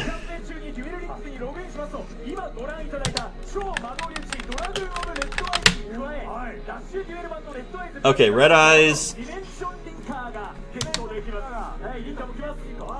なお、ご覧いただいた分離はまだ開発中のものとなっておりますので、改めてご了承ください。このね、ディメンションリンカーなんですけれども、遊戯王ラッシュデールオーバーラッシュチャレンジカップの景品としてね、さっきのさんが紹介してたカードなんですが、一足先にデュエルリンクスで体験するものが、Alright, what else we got? はい、気になる詳細は明日のステージでも、お伝えしますので、そちらの配信もぜひご覧ください。さらに9周年記念カウントダウンログインボーナスも行います。1月5日から January 5th through January 11th. Okay. 9周年に向けてね、ぜひデュエルリンクスを楽しんでください。ログインするっきゃね。はい、そして新しいパックも登場します。1月1日 Branded Fusion! Branded Fusion, Zodiac Barrage, Sarah! ちゃうんだね。はい。楽遊も来るんですね。ついに多いぞ。Branded Fusion confirmed, that's insane! Oh, my chat is so quiet. Everyone went to bed already. Branded Fusion announced in Duel Links. こちらのオンステージで実施されます世界チャンピオン降臨、こちら遊戯王デュエルリンクスラッシュデールドリームマッチでもデュエルリンクスに関する最新情報をお届けしてまいります。デュエルリンクスの部ラッシュデュエルの部門ですね。こちらの世界王者の夢原先生が、なんと私と対戦すると、私と実際に対戦するというステージになっておりますので、頑張りますね。頑張ってください。頑張っております。さあ、そして続いては遊戯王マスターデュエルの情報です。Okay, next up is Master Duel. What we got? 遊戯王マスターデュエル高校生日本一決定戦開催決定。ありがとうございます。ということでですね、マスターデュエル初の高校生限定の公式大会が開催されます。主催は株式会社コナミデジタルエンターテインメント、運営はテレビ東京、そして、協力していただくのはステージ0 e スポーツハイスクールチャンピオンシップ実行委員会でございます。こちらの大会の Expectation is that Yummy will be announced here. チーム戦ということになっております。このチームはですね、同じ高校からでなくても別の高校から集った仲間たちを集めたチームも変わりますね。オンラインゲームだからということになっております。そして大会当日は生配信がございます。こちらですね、ゲストとして、ノンスタイルの井上祐介さん、そして宮下草薙の宮下健翔さん、そして長浜ひなさん、そして解説はもうマスターデュエルではおなじみのプレイヤーのタスク選手。 Oh my god, tell me what the new card is, come on. そして決勝の模様はですね、後日テレビ放送 Not another main box, man. It's, come on, it's January. You know that there's always a main box in January. Remember the one that had Nightmare Unicorn in it? さあ続いての情報です。こちらのオンライン予選なんですが、こちら2026年1月10日11日の Okay, so something's happening between January 10th and February 1st. But what? What is happening? さあそしてですね、こちらの大会には特別な報酬もご用意されています。先ほど発表されました Oh, is this like the championship for Master Duel? 観戦権利が決勝大会に進出する8チーム16名様と予選参加チームの中から抽選で10チーム20名様にプレゼントされるということになっております。こちらのエントリーの締め切りなんですが、当初の予定から少し延長されました。24日水曜日の23時59分までということになっております。 Yeah, but one card versus an entire deck I gotta get. Yeah, it's true. Look, if you want to play Zodiac, you gotta go into the box. I don't know what to tell you. Are you gonna let Tiger Mortar come out and not play it? Arcady would be disappointed. ぜひこちら皆さんの可能性を解き放っていただければと思います。はい。さあそしてなんとここで鈴木さんからも一つお知らせがあるというふうに伺っております。実はそうなんです。ということでこちらです。はい、ということで遊戯王マスターデュエル×Penrec Park X Master Duel. Okay, I don't know what that means. They're not telling us any of the new cards. テーマにした番組オープンレックパークで来年ですね遊戯王マスターデュエルをなんと遊ばせていただくこととなります。はい、そして開催日だったりとか参加メンバーなどについての詳細に関してはまた続報をお待ちいただければなと思います。はい、応援していただければと思います。またねたくさんのプレイヤーの方がねこう誰が来るのか、いつやるのか、はい、よろしくお願いいたします。はい。続いてですね、ジャンプフェスタ会場で行われています物販についての情報でございます。このジャンプフェスタなんですが、コナミブースではですね、KC ストアからの出店物販商品もたくさんご用意しております。なんとですね、この KC ストア様からですね、宮下さんにぜひこちらをお渡しくださいというふうになっておりまして、ぜひちょっと前の方に出ていただいて、私お渡ししたいと思っております。はい。なんですか。はい。2つございますので、早速ミルクですか。ミルク色っぽいものがあります。まず一つ目はこちらです。はい。Aww, they gave him a little bag. It's cute. 持ってらっしゃる。Oh, it's a Cobalt Hedgehog! Oh, I didn't even realize. That's adorable. That's amazing. You know what? That's so nice. こうです。ぜひ持っていただいて、はい。モンスターたちだ。絆の力。こちら商品名、デュエルを支えてきた仲間たちタオルという。デュエルを支えてきた仲間たちタオルでございます。泣けるな。これすげえな。心強い。名シーンを再現したタオルが物販で。いいです。ありがとうございます。はい。めっちゃいいですね。やった、いただきます。Alright. 方は KC ストアの方でも物販を行っておりますので、そちらの方を覗いてみてはいかがでしょうか。よろしくお願いいたします。よろしくお願いします。そして、I already wasted over 15k on rockets, and then I had to get imperm on top of that. How many imperms did you get? おなじみのカードが LINE スタンプになって登場いたしました。新作スタンプ第4弾として全40個配信されます。新たに追加されたスタンプの中から一部を抜粋してお見せしたいと思います。こちらです。New stickers. That's K9 number what is it? 19 Izuna? I can't remember Izuna's number. You have 3 imperms now? Nice.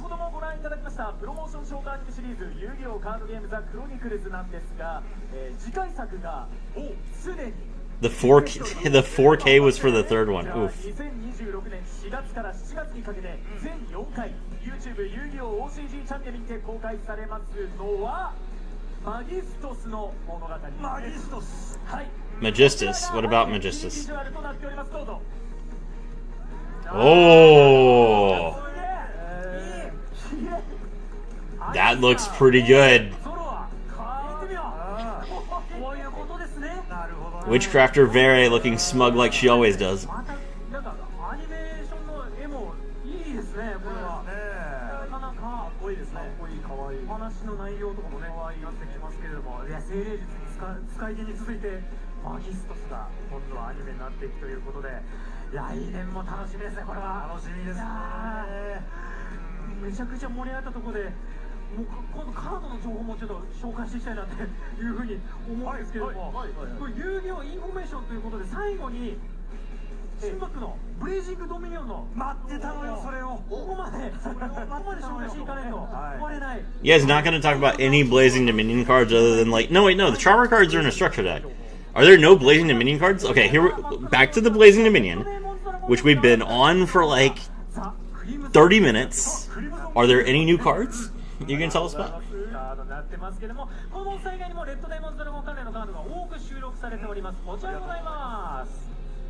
Okay, these have all been revealed already.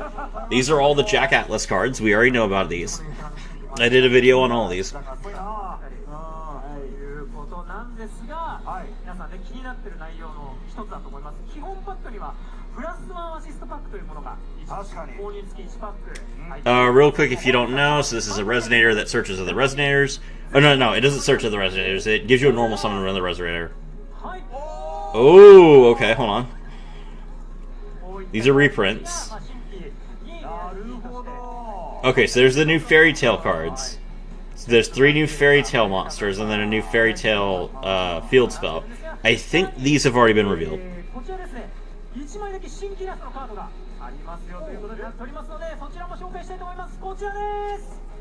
Oh! All art Red Nova Dragon? Now that looks insane.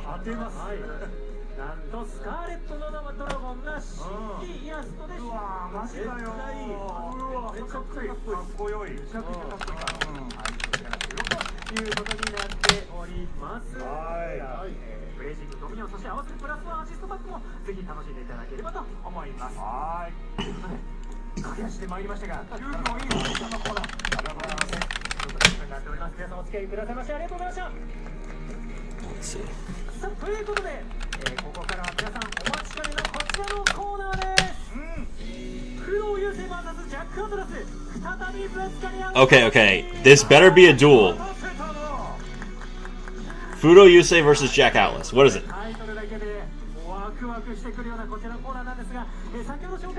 Absolutely nothing new is being revealed. Sad.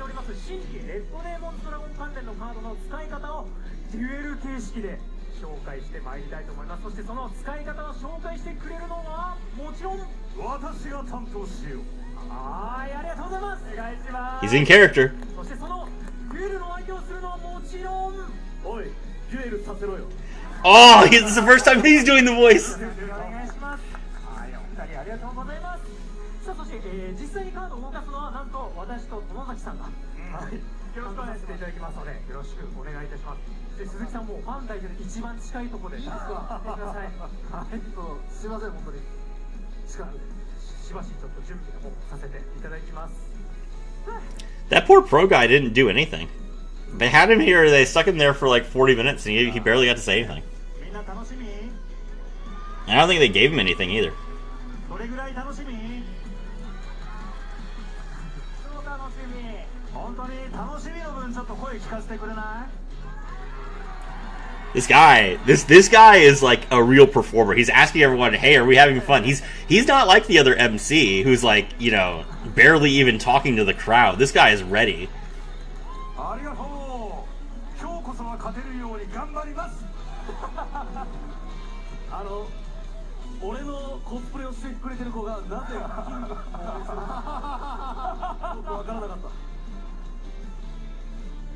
大丈夫。あ、これ？あ、これはクマは拾った。クマは拾った。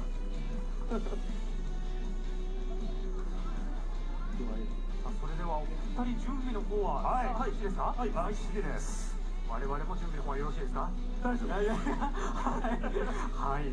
それではお二人によります新規カードの紹介コーナーでございます。それではよろしくお願いいたします。Alright, here we go.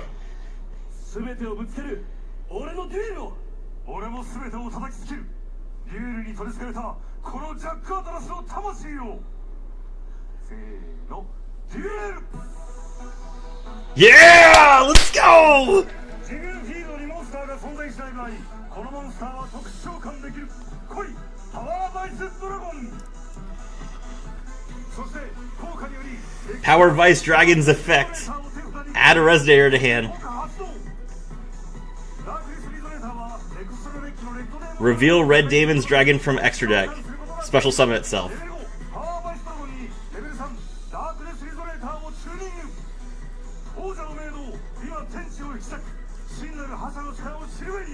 シンクロ召喚! The Crimson King! The Crimson King effect. Add any card that mentions Red Demon's Dragon.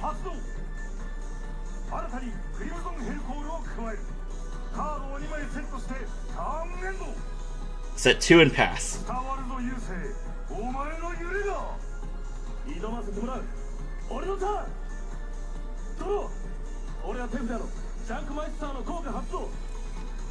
The new junk card. Reveal Stardust Dragon. Special summon it. Add a junk monster. Junk armor. Special summon itself. Synchro, or tribute itself. Special summon Change Synchron.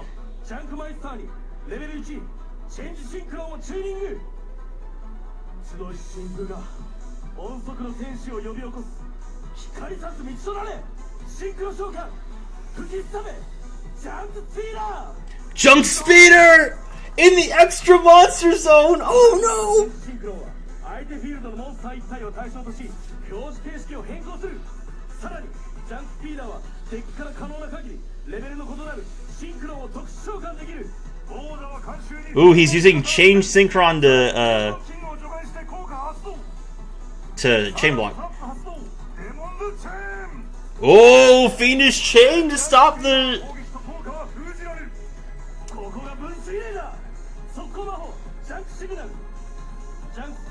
Junk Signal. Tribute it! Oh my god, he dodged the Fiendish Chain!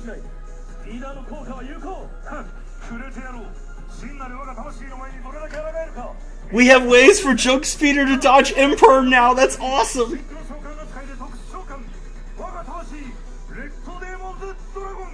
Red Dragon Archfiend comes out!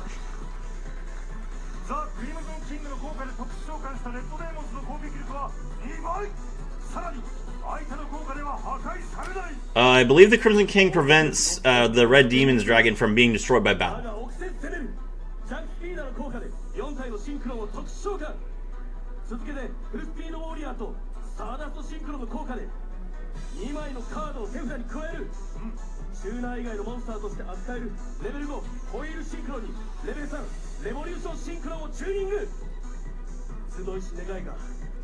A Cosmic Wish born from the stars. Here we go. Synchro Summon level 8.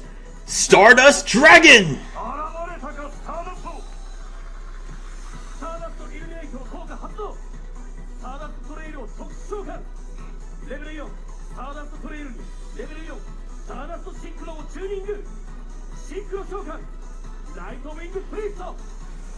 What is this? I've never seen this card before.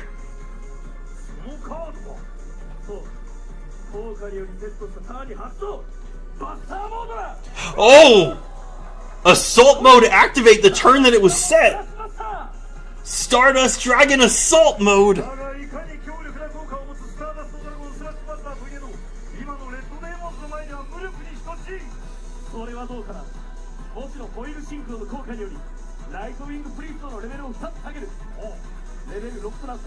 ライトウィングプリストにレベル1スクラップシンクロもチューニングイデオジャンクアーチャー。 Oh, that could banish his red demon's dragon from the field. ゲームから除外する。これでお前にダイレクトアタックを仕掛けることができる。バトルだ。さすがだな優勢。圧倒的な攻撃力を携え、効果でも破壊されないレッドデーモンズにも臆することなく瞬時に戦略を組み立て執行してみせるその手腕だが、ひれ伏すがいい。世界の頂点なるジャック・アタラスのデュエルはその先を行く。トラップ発動、覇者の明動。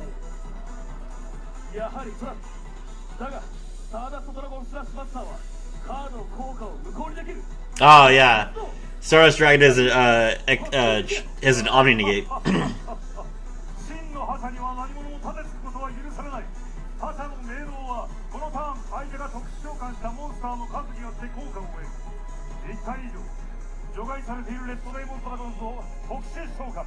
3体以上次の自分のターン終了時までレッドデ Can it ーモ not be ンド negated? は相手が発動した効果を受けない。5体以上全ての相手モンスターを裏側守備表示へと変える。そして10体以上の特殊召喚に成功しているターン、流星、お前はこの効果に対して効果を発動することができない。なんだって。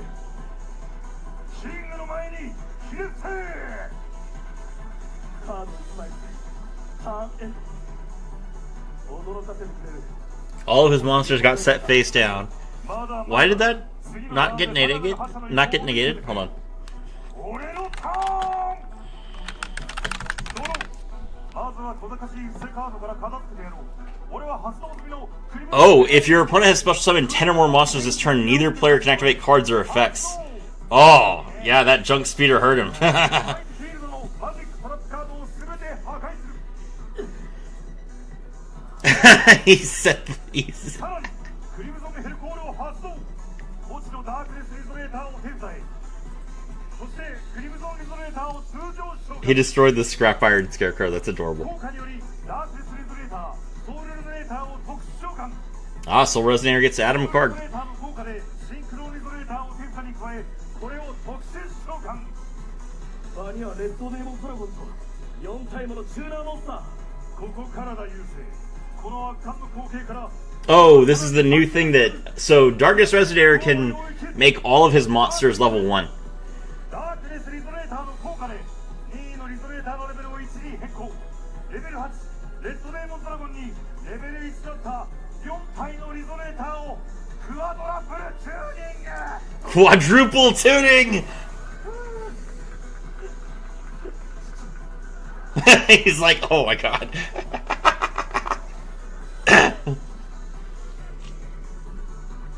天に輝く赤き星を地上に刻まれし戦いの癖よ。鳴り響け魂の鼓動。動き出せ破壊の衝動。史上集いしとき神聖は極みに至る。シンクロ召喚スカーレットハイパードマドラゴン。 Whoa, what is that? クワドラプルチューニング。行くぞ優勢。この力の極みその身に刻むがいい。バトルハイパードまで裏側守備表示の。 There are no monsters in the game that require 4 tuners. I don't know what this is.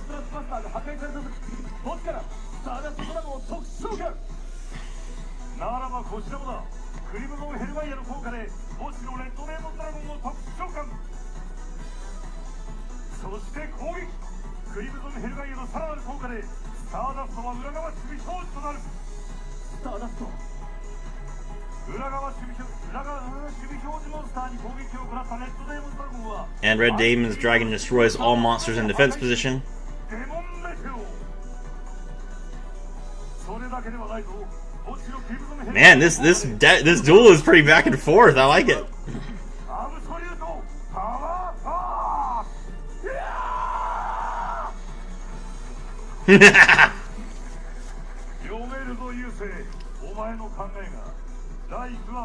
Ooh, he took another 3,000. He's down to just 1,000 life points.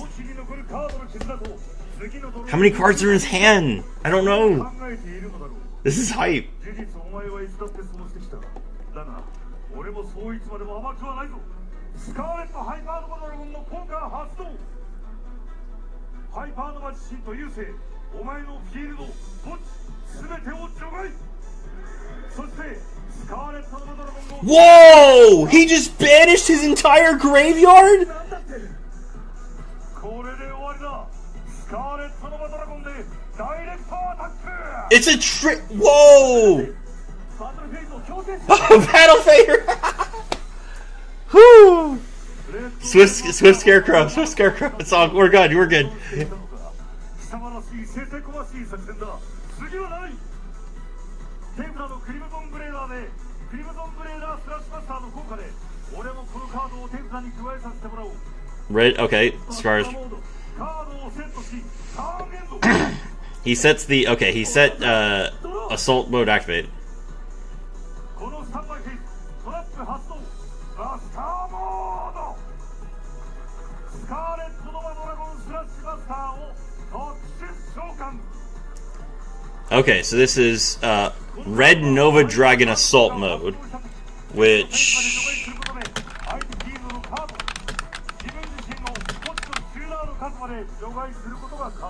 When your opponent activates a card effect, you can banish this card till the end phase. Banish cards your opponent controls up to the number of tuners in your graveyard.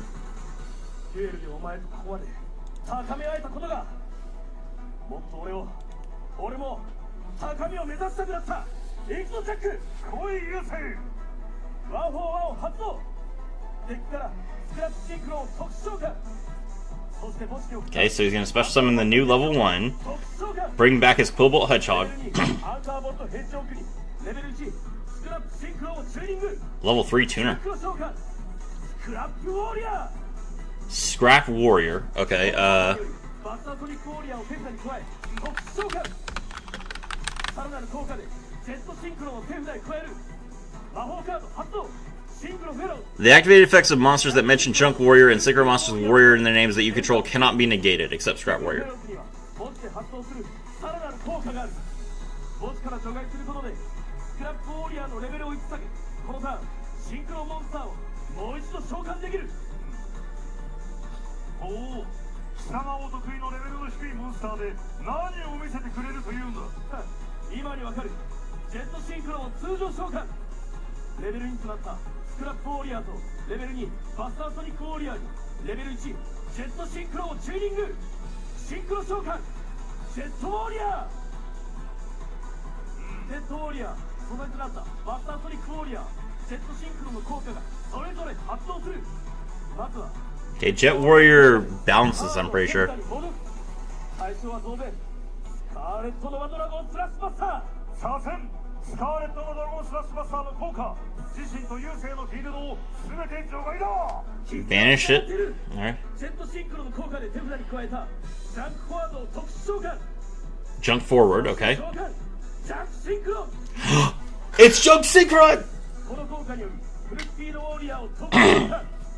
Bring back the Quick Speed Warrior. That's 3, 3, and 5. Is that another level 8? ジャンクシンクロをチューニング。集いし仲間の魂が新たな未来を呼び起こす光さす道となれ。シンクロ召喚いでよジャンクウォーリアーエクストリーム。 Junk Warrior Extreme! Let's go! ジャンクウォーリアーエクストリームの呼び声に応えろ。戻ってこい。 If this card is special summon, you can synchro summon. You can special summon as many level 2 or lower monsters from the graveyard as possible. They can't activate their effects. You can only special summon one more time for the rest of the turn.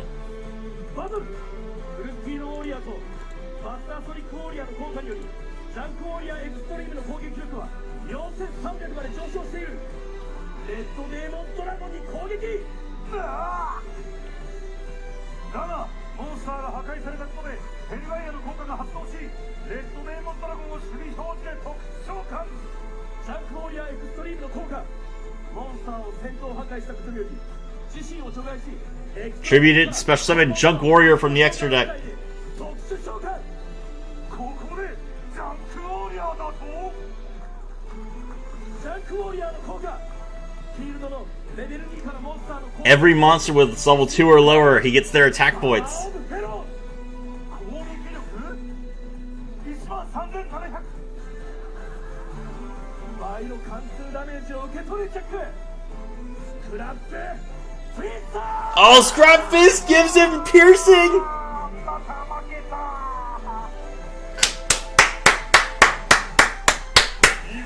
What a match!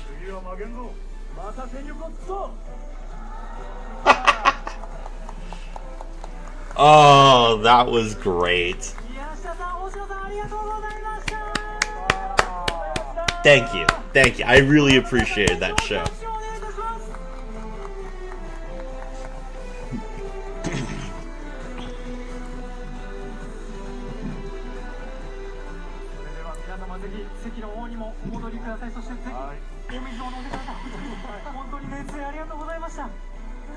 どうですか、この近場でこの熱戦ご覧になって鈴木さんいかがでしたか？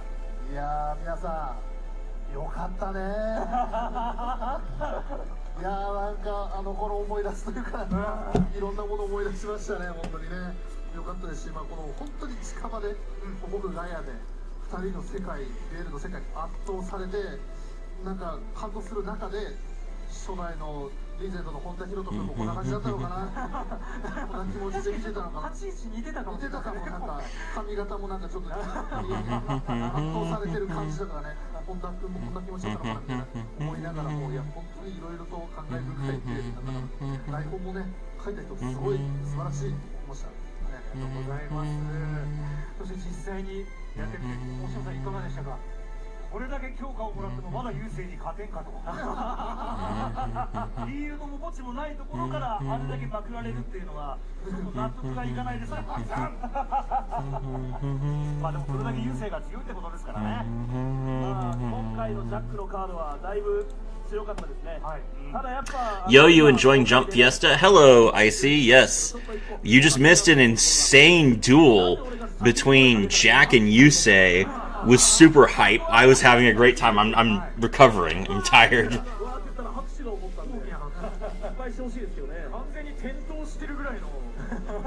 But yes, this has been fantastic.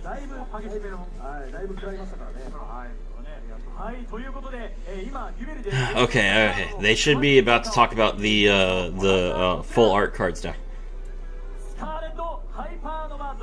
Okay, Scar Red Hypernova Dragon.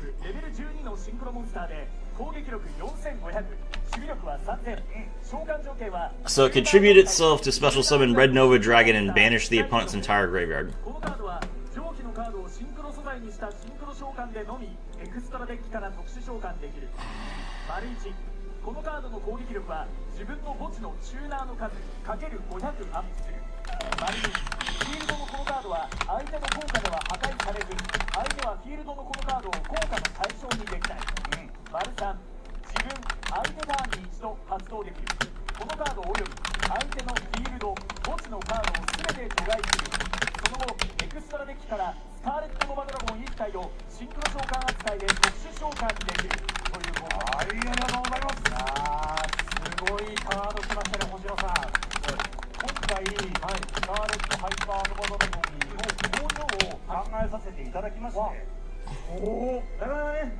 Nice, yeah. 考えてくださいよみたいな話がたくさんあったんですけれども、今日のために取っときました。なるほど。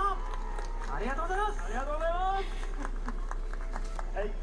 そして、もう2枚ご紹介させていただきます。こちらです。バスターソニックウォーリアー。こちらのカードは風属性、戦士属性。All right, Supersonic Warrior. 攻撃力1000、守備力0です。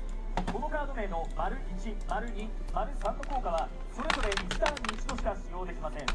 丸1、ジャックウォーリアー、バスターモード、またはそのいずれかのカード名が記されたカードが自分フィールドに存在する場合に発動。Not sure exactly what this card did. I think it could special summon itself, and it had some other effect with assault mode activated. I'm not sure what.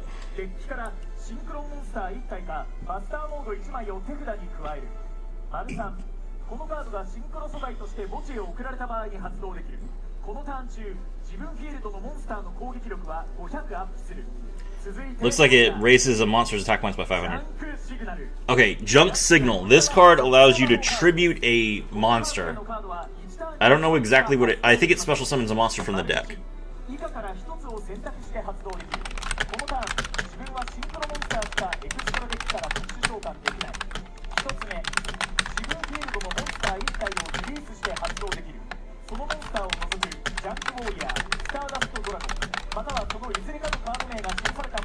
体を自分の手札 So this let Junk Speeder dodge Imperm, which was huge. 自分のシンクロモンスターの効果の発動にチェーンして相手が効果を発動した時に発動できるその相手の効果を無効にするという効果です。はい、ということで宮下さんこちらの2枚新しい、どちらも強力なカードなんですけど、バスターソニックウォーリアーはですね、ラストデュエルに登場した、ソニックウォーリアーがモチーフになって、これやっぱりこう優勢を抱えてきたカードたちを思い出して結構胸が熱くなりますね。はい。That's such a nice playmat that they gave him. I feel good that they're like honoring their voice actors like this, even years after they worked with them. だったんですけど、ついにここでちゃんと仲間入りした。ちゃんと仲間入り輝いてます。ちゃんと輝いてます。はい。スターダスト感もあるようなイラストで。ありますね。収録という。How long has it been since 5Ds? It's got to be at least 10 years. He can still do the voice. It's really good. He sounds just like you say. ということで、以上がですね、新規レッドデーモンズドラゴンおよびスターダストドラゴン関連のカードでした。ありがとうございます。さあ、それでは最後のコーナーに参りたいと思います。リミットオーバーコレクション。 Yes! Here we go. Alright, this is what we're here for. We got 6 new cards? 2月頃に発売されます遊戯王 OCG のお祭りパックが、2026年来年も発売決定しております。その魅力をですね、このコーナーではたっぷりと皆さんにご紹介していきたいと思います。はい、そして今年はなんとですね、2ヶ月連続で2種類のパック発売ということになっております。こちらでございます。Limit Over Collection The Heroes and Limit Over Correction The Rivals. The Heroes are coming out February 28th, 2026, and The Rivals March 20th, 2026. It has been confirmed that there are 18 new over rare. Watch it be nothing new. This is hype. So there's a new rarity over rare where we can see like frame break full art in real cards, not just the restful cards. Really exciting. 収録されるということになっております。そして、まだ見るカードたちがこの商品で、ね、手に入るということになっているんですが、後ほどご紹介できるカードもございますので、そちらを楽しみに、お待ちください。そして2つ目魅力紹介したいと思います。こちらオーバーフレームカードということになっておりまして、 Yes, yes, it's very exciting. Everyone already knows. 本商品では OCG の新たな魅力としてイラスト枠からイラストが大きく飛び出したオーバーフレームカードが登場ということになっております。ではまずですね、早速まだねご覧になってない方もいると思いますので、オーバーフレームカードどんなものなのかご覧いただきたいと思います。こちらです。 Here we go! Dark Magician the Pharaoh's Servant. Level 7 Dark Spellcaster with 2500 attack and 2000 defense, 2100 defense. Looks like it has 3 effects.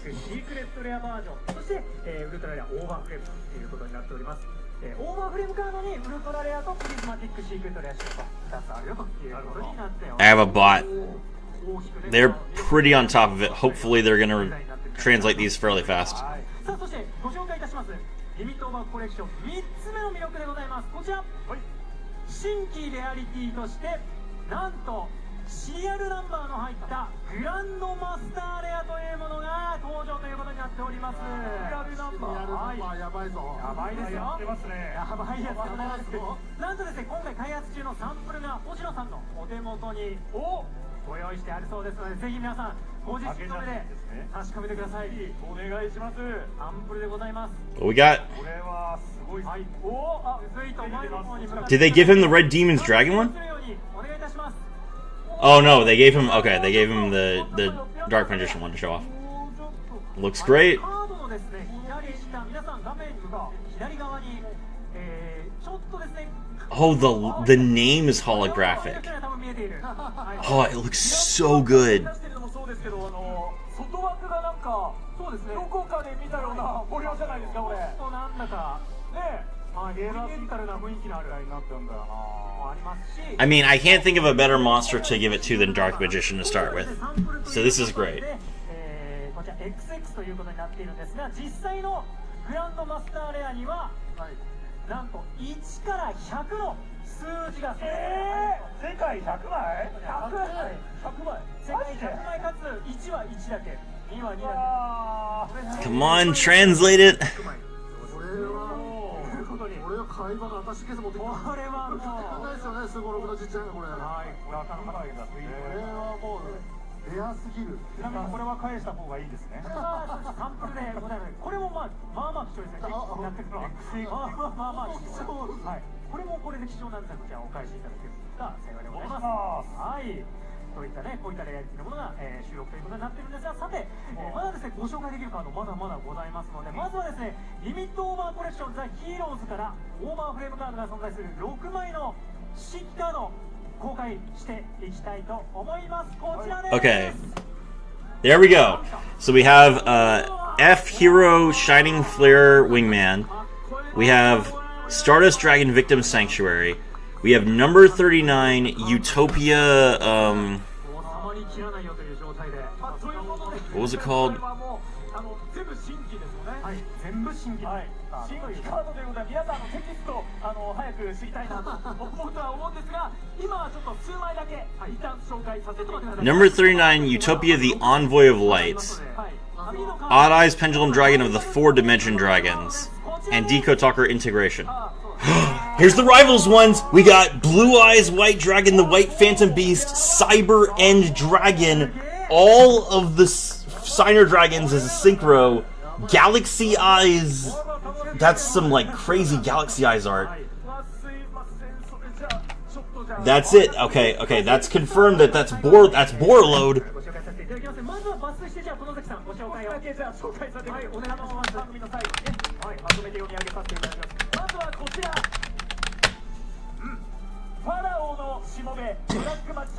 Alright, here's the effects.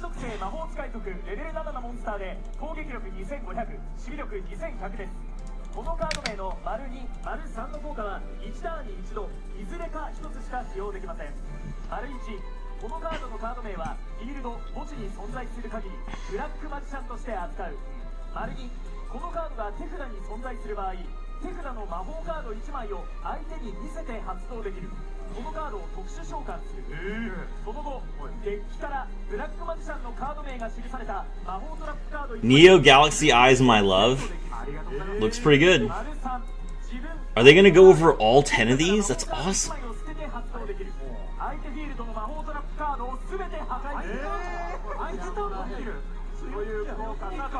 続いてはこちら白き幻獣ブルーアイズホワイトドラゴン。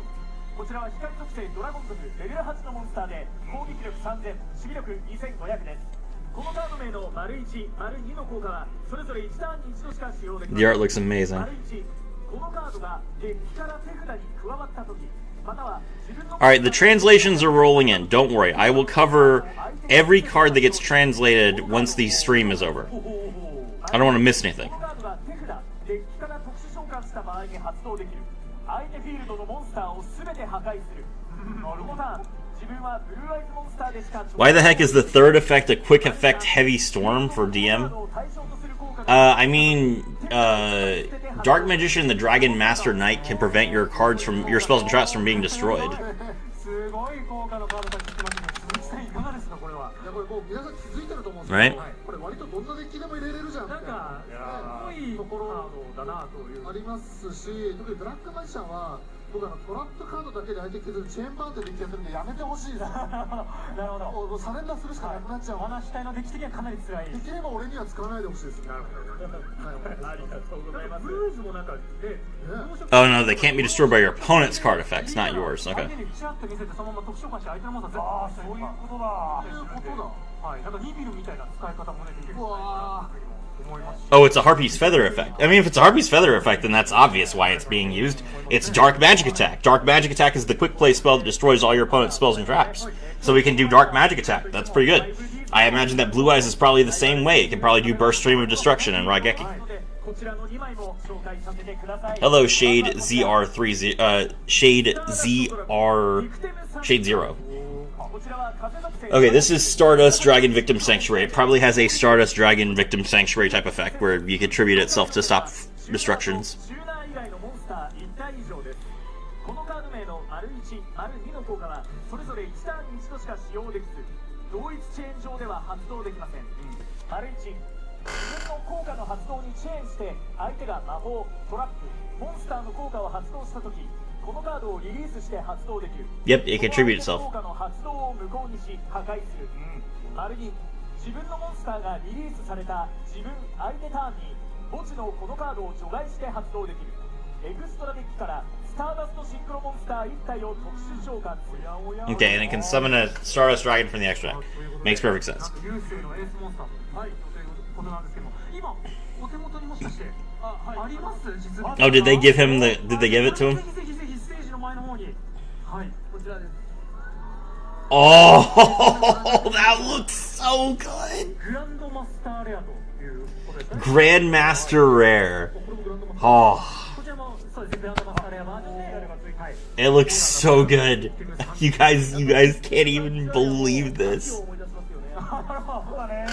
何度でも受け止めてやる。お前のカースよってほぼほぼ告白したんでね。 That's beautiful. Yeah, it is.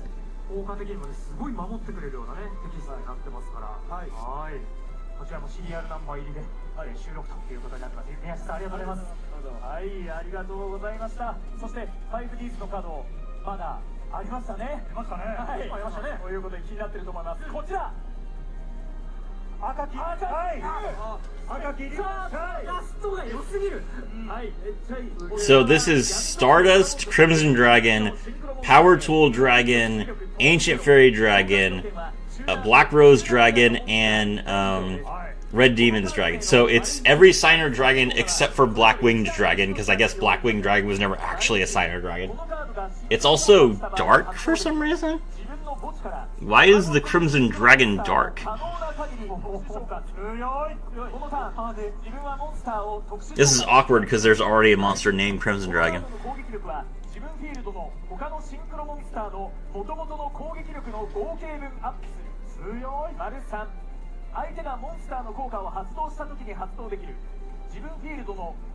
Okay, we're already getting translations coming in, guys. I'm sorry.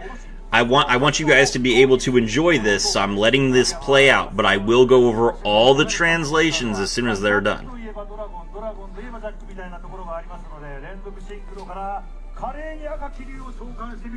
Just need you guys to be a little bit patient while we get this put in English.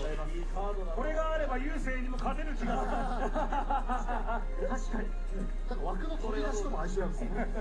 これはすごいイラストですよ、これね。相性が良すぎる。かっこいい。かっこいいよ。取り出し方が。はい。玄関にかかりたいです。モニター欲しいね。めちゃくちゃいい。めっちゃいい。はい、素晴らしいカードもご紹介いただきました。戸崎さん、ありがとうございます。ありがとうございます。さあ、そしてですね、イラストだけではなくですね、テキストも魅力的な新カード。 Oh, are those the only ones that are going to go over? Okay. コレクションには今まで OCG 化していなかったアニメに登場していたカードも多数収録となっております。 Are all these coming to Duel Links? No. They're brand new cards. They're coming out in the real game.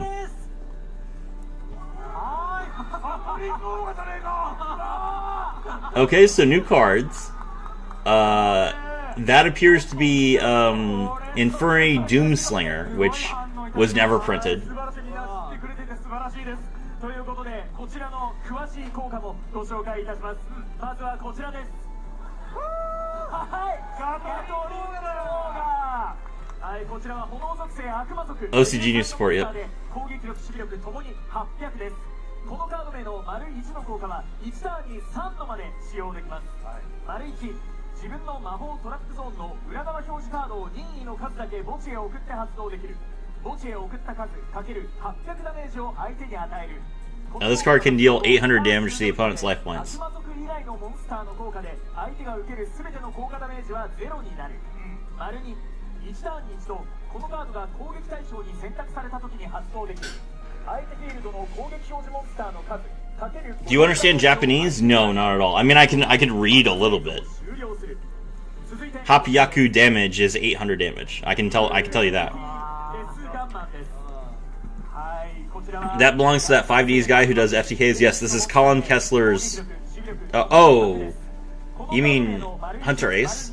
So this is Colin Kessler's monster.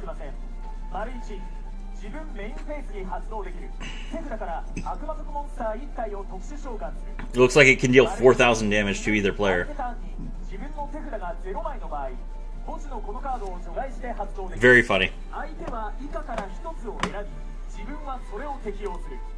1つ目、自分のデッキの一番 Okay, Blue Eyes has been translated.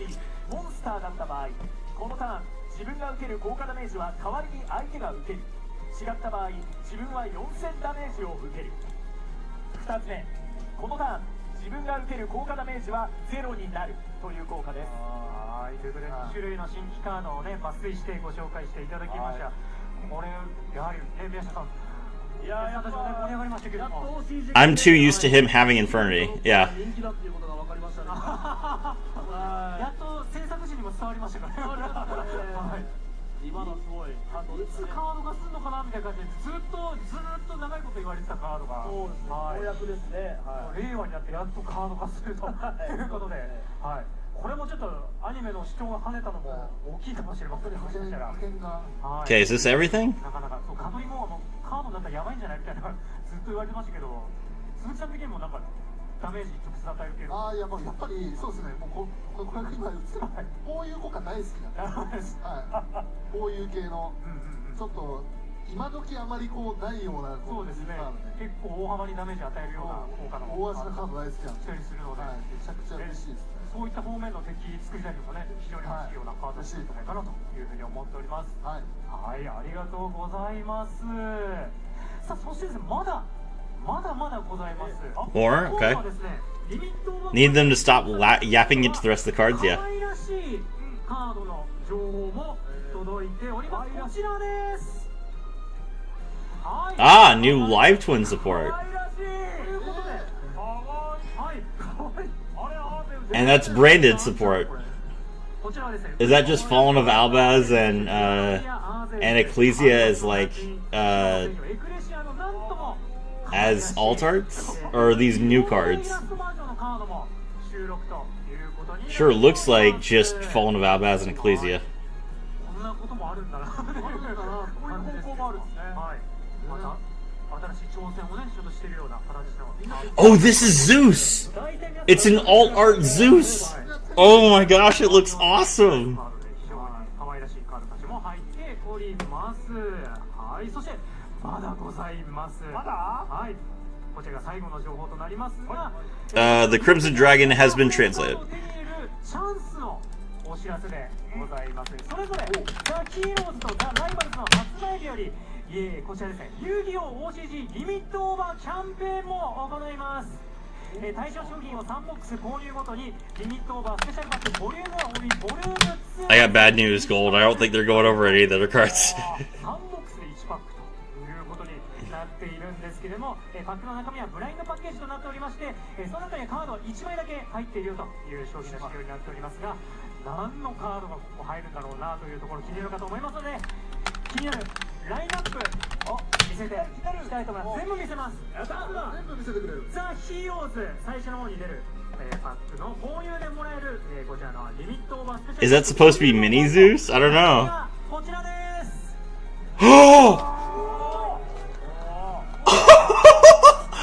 That is a full art Mirror Jade the Ice Blade Dragon! Alright, to the guy who's been yapping in this chat over and over again about how he needs a full art Firewall Dragon, I want you to shut the heck up. Not in my chat, in their chat.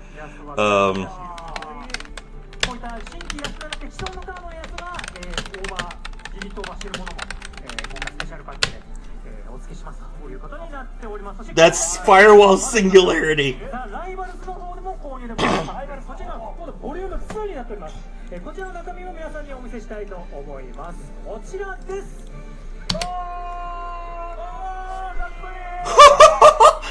Full art Neo Galaxy Ice Prime Photon Dragon. 各種ねライバルたちが使っていたカードたち、サークもありますけれども、よく使われるノースアンヘル、サノスエレスグルネギアス、レース界のカードもなっておりますし、ドーミナスインパルスもありますよと。はい。めちゃめちゃクイズ系じゃないですか。超かっこいいですよね。ラックのめっちゃいい。ください。マジでかっこいい。マジかっこいい。ということで、こちらのですね、既存カードの、オーバーフレームカードが1枚ランダムに封入されているパックが、こちら購入特典ということになっております。こちらのリミットオーバーコレクションはスペシャル Goddess of the Closed World, Chaos Angel, Dominus Impulse. What is this monster? Do you guys recognize this monster that's between Magia and Red Supernova Dragon? さあということで多くの情報が発表されましたリミットオーバーコレクション、こちらなんですがオーバーフレームカード I think this is the end goal. They're not going to tell us what the effectivity of Galaxy Eyes is yet. グランドマスターレアが入った大変豪華なパックになっておりますので、皆さん発売を楽しみにお待ちください。I gotta say, oh, I'm gonna have to resist buying one of those because that looks really good. ということでですね、お送りしてまいりました遊戯王 OCG タイムズなんですが、そろそろ間もなく終わりの時間ということになっております。 It's Chimera Tech Fortress Dragon. Oh, nice. やっておるかと思いますが、本当に皆さんお付き合いいただきましてありがとうございます。そしてですね、同時にジャンプフェスタ20261日目も終了のお時間近づいてまいりました。でも明日もねジャンプフェスタあります。 Please tell me it's over. 参加される方はぜひそちらも楽しんでいただければと思っております。さあそれではですね、最後に視聴者の皆さんの感想コメントを見ていきたいと思います。まずはこちらです。 Yeah, this is over. Okay. はい。ゲストの鈴木紀明さん、存じ上げなかったけど。Okay. All right. Oh, this is exciting. All right, let's go over all of the new cards one at a time. You guys will not be leaving here without information. So hold on, let's see. How can I do this?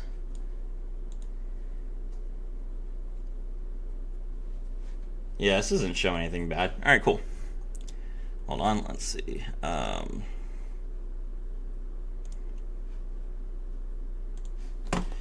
Hello everyone, my name is Serafi. I'm happy to meet you all, and today we're going to go over all the brand new cards from the Jump Fiesta that just happened. So we're going to go through all these real quick. I am tired. It is 2:30 in the morning, but here's my live reaction to all of them. First up, we have the new Predaplant support. There is a new level 12 monster, or level 10 fusion monster, Supreme King Starving Venom Wing Dragon. Its pendulum effect is each time a monster is summoned to your opponent's field, place a predator counter on those monsters. Any monster with a predator counter whose level is 2 or higher becomes level 1.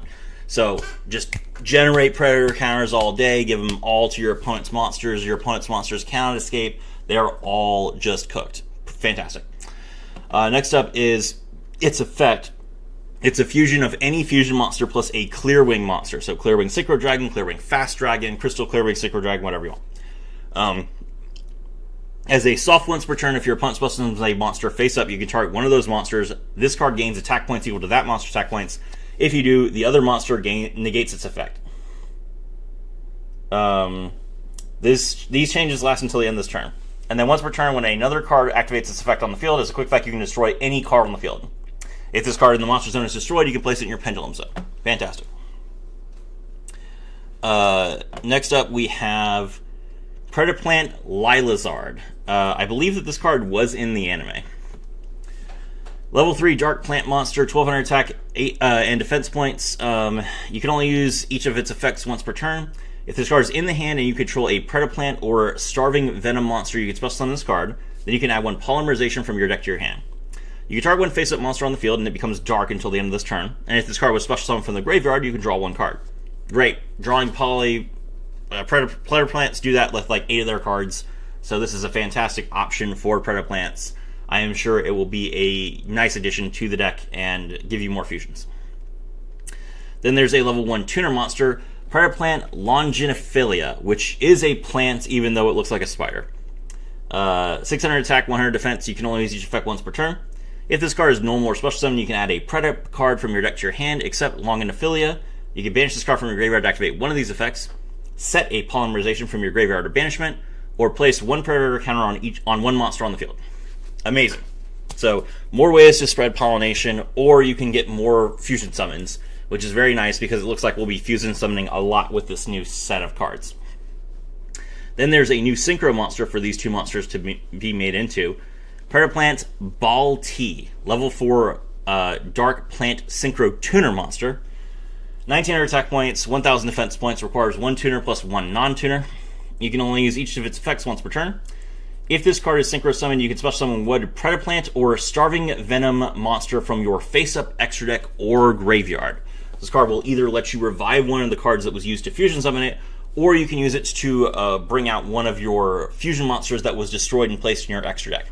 Fantastic. That's an excellent recovery tool. It's good on turn 1, and it's good on turn 3, which is what you want out of a synchro monster. If a monster is special summoned to your opponent's field, you can banish this card and 1 polymerization from your graveyard. Fusion summon 1 fusion monster using monsters from your hand and or field as material. Cool, it's a quick effect fusion. Quick effect fusions are good. Unfortunately, since you banish this card... you banish this card and polymerization from your graveyard. Wait. This is confusing. Does this trigger only if it's on the field? Or does it say you could banish this card and polymerization from your graveyard? So, I don't know if this effect activates in the graveyard or while it's on the field. That's weird. That's weird wording. If it activates on the field, it's okay. If it activates in the graveyard, it's insane, obviously. Either way, good card. Alright. And then there's a new spell card, Preda Primitive. You can only activate 1 card with this card's name per turn. Send 1 Predap card from your deck to the graveyard, except Preda Primitive. Add 1 Polymerization or 1 Fusion spell card from your deck to your hand. But for this turn, as this card resolves, you cannot special summon except dragons or plants. If a monster is special summoned to your opponent's field, you can banish this card from your graveyard, target 1 fusion monster you control, and destroy it. You can destroy... Oh, of course. You can destroy your Starving Venom Fusion Dragon to blow up the whole field. That's actually really good. I like that effect. Okay, so obviously the main benefit of this card is it lets you search super polymerization. Or no, it doesn't. Well... Yes. Yeah, it's a polymerization or fusion spell. So not just polymerization, but any card that has polymerization or fusion in its name. So this card will draw you super poly, which is fantastic. Good card. Alright, next up we have Charmer support. These are coming out in the new Charmer structure deck that's coming in February. First up, there's a Link 4 monster. 4 Charmers in Profusion, which is, it's got... Area, Win, Hita, and Asa together, and even though it's a fusion of a Earth, Water, Wind, and Fire monster, it is light attribute. That is not how this works, game. Thank you very much. Light spellcaster, 1850 attack and defense, or 1850 attack, no defense. Requires 2 or more monsters. You can only use each of the following cards' effects names once per turn. It gains 300 attack for each attribute among monsters on both players' fields. And then once while this card is face up on the field during your main phase, or during the main phase, you can target 2 monsters in your graveyard with the same type or attribute. Special summon both monsters, but they and this card cannot be used as material for a Fusion, Synchro, Xyz, or Link summon until the end of the next turn. This is not going to be enough to make Charmers a deck. It is interesting that you can revive 2 monsters that have the same attribute, potentially use some extra effects. And I'm sure that this will see play in something because it's so generic. But I don't think that it will be played in Charmers. There's not really a monster that Charmers want to revive and use their effects with. The problem with Charmers is that they don't have ways to play when they go first. And the deck is not powerful enough to go blind second. You can't just win the game with Charmer cards. You have to actually build a board first. Blind second decks tend to be really, really good at either breaking the board or summoning a massive amount of damage off of just 1 card. That's why either Red Dragon Archfiend or Ancient Gears are really good at. Charmers have never given me that impression, and this monster does not have that many attack points. So, it's definitely not a blind second card, and I do not think that this effect is enough going first. New spell card, Possessed Resonance. Target 1 face-up monster on the field, special summon a Charmer or familiar possessed monster with the same attribute from your hand, deck, or graveyard in attack position or face down defense position. Then you can change the targeted monster to face down defense position. You can banish this card from your graveyard, target one monster you control, and change its battle position. Okay. Also not having any good boss monsters. Thank you, Shade Zero. Okay. This is an honest attempt by Konami to get people to actually play the alt art charmer cards. So they released alt arts for all of the level 3 charmers, which are flip effect monsters that say, when this card is flipped face up, you take control of one of your opponent's face up monsters with the same attribute as this card, as long as this card remains face up on the field. And what this does is it will allow you to target one of your opponent's monsters, special summon like Dark the Dark Charmer or Area the Water Charmer, and then it's face down, you banish this card from your graveyard, flip it face up, and then you can take control of your opponent's monster. So clearly this is meant to be a blind second card. It's not a quick effect spell. This is like, if you're going second, you can, and your opponent already has a monster, you could take control of it and try and kill them. It's cute, but the cards are still bad. Like this card, even if you played it at 3, and even if you went blind second, would not justify you playing one of every dark, like every flip charmer, because that's 6 bricks. That is 6 bricks. Do you really want to play 6 cards that are completely worthless if they're in your opening hand? No, you don't. And you're already playing a bad deck anyway. It's not like you're playing this in, branded, and it's just like an extra, win condition. This is a bad deck, and you're wanting to load up bad cards into it just because they have alt art. No. Okay, and then lastly for the Charmers, Familiars of the Spiritual Arts, level 4 Water Reptile Monster. I guess there's probably going to be one of these for each of them, but they revealed the Airy one first because they were really focused on Airy in this episode. This card is always treated as a familiar possessed card. You can only use each of the following effects once per turn.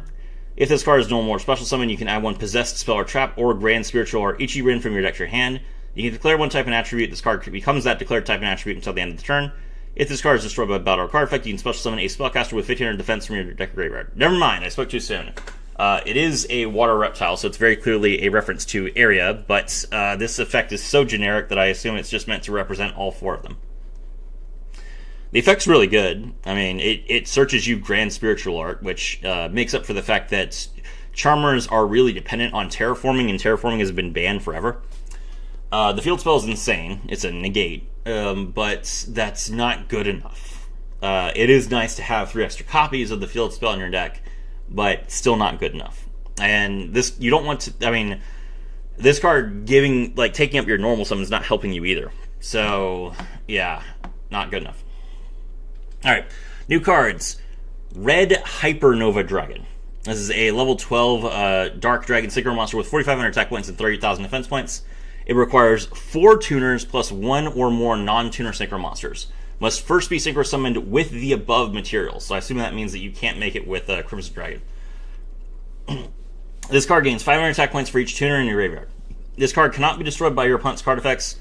Also, your opponent cannot target this card with card effects. Once per turn, as a soft quick effect, you can banish both this card and all cards your opponent controls and in their graveyard. Special summon 1 Red Nova Dragon from your X deck. This is treated as a synchro summon. Amazing. So we saw this effect in play in the Jack Atlas duel. Being able to banish your opponent's entire graveyard and their field is insane. This card will see a ton of play. And if you're worried about getting 4 tuners plus Red Dragon Archfiend, there's a new monster called Darkness Resonator that allows you to change all of your tuners' monsters' levels to 1, so that you can use 4 level 1 tuners plus your Red Dragon Archfiend to make it. It's not hard. Next up, we have Assault Sonic Warrior. This is a level 2 Wind Warrior monster with 1,000 attack and 0 defense. You can only use each effect of it once per turn.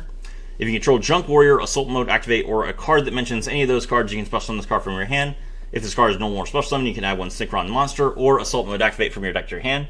And if this card is sent to the graveyard as synchro material, you can activate this effect. All monsters you control will gain 500 attack points this turn. Amazing. That's actually fantastic.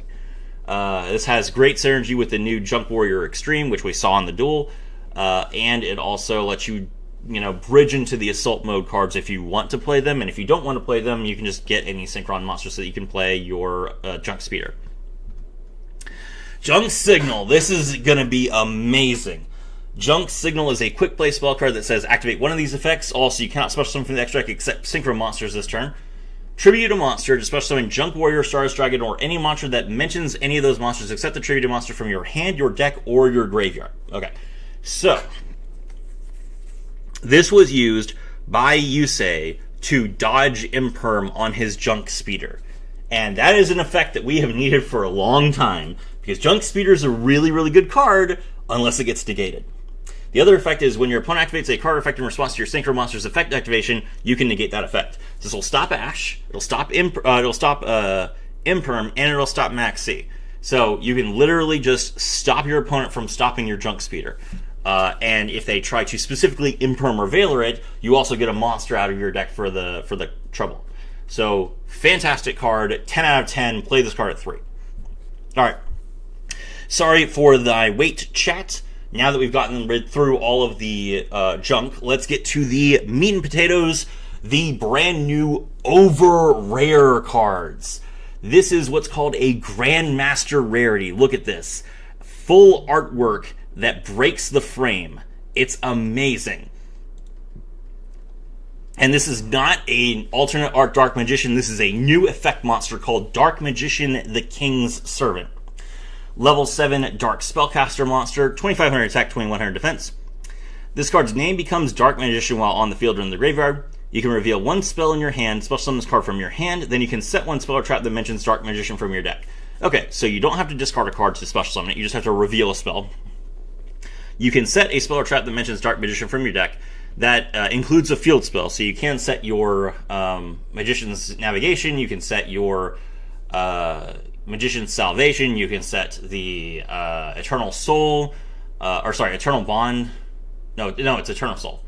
You can set whatever you want, and because it's being set directly from the deck, you can't ash it. As a quick effect, you can discard one spell and destroy all spells and traps your opponent controls, which basically turns any spell card in your hand into the spell card Dark Magic Attack, which is perfectly fine. Fantastic card, 10 out of 10. Love it. Next up, we have White Phantom Beast, Blue Eyes White Dragon. Fantastic. Looks amazing. Level 8, Light Dragon Monster, 3000 attack, 2500 defense. If this card is added from the deck to the hand, or when your monster is destroyed by battle, you can reveal this card in your hand and special summon it. So, ooh, this card does not have an effect that lets it treat its name as Blue Eyes White Dragon. Interesting. Okay. So you can't search this card with White Stone of Legend, which is unfortunate. So how do you add this card from the deck to the hand? I guess with it's a Blue Eyes monster, so you can add it with Bingo Machine Go, or you can search it with Melody of the Awakening Dragon. And then it also has an effect of when your monster is destroyed by battle, which I assume is a reference to Blue Eyes Jet Dragon.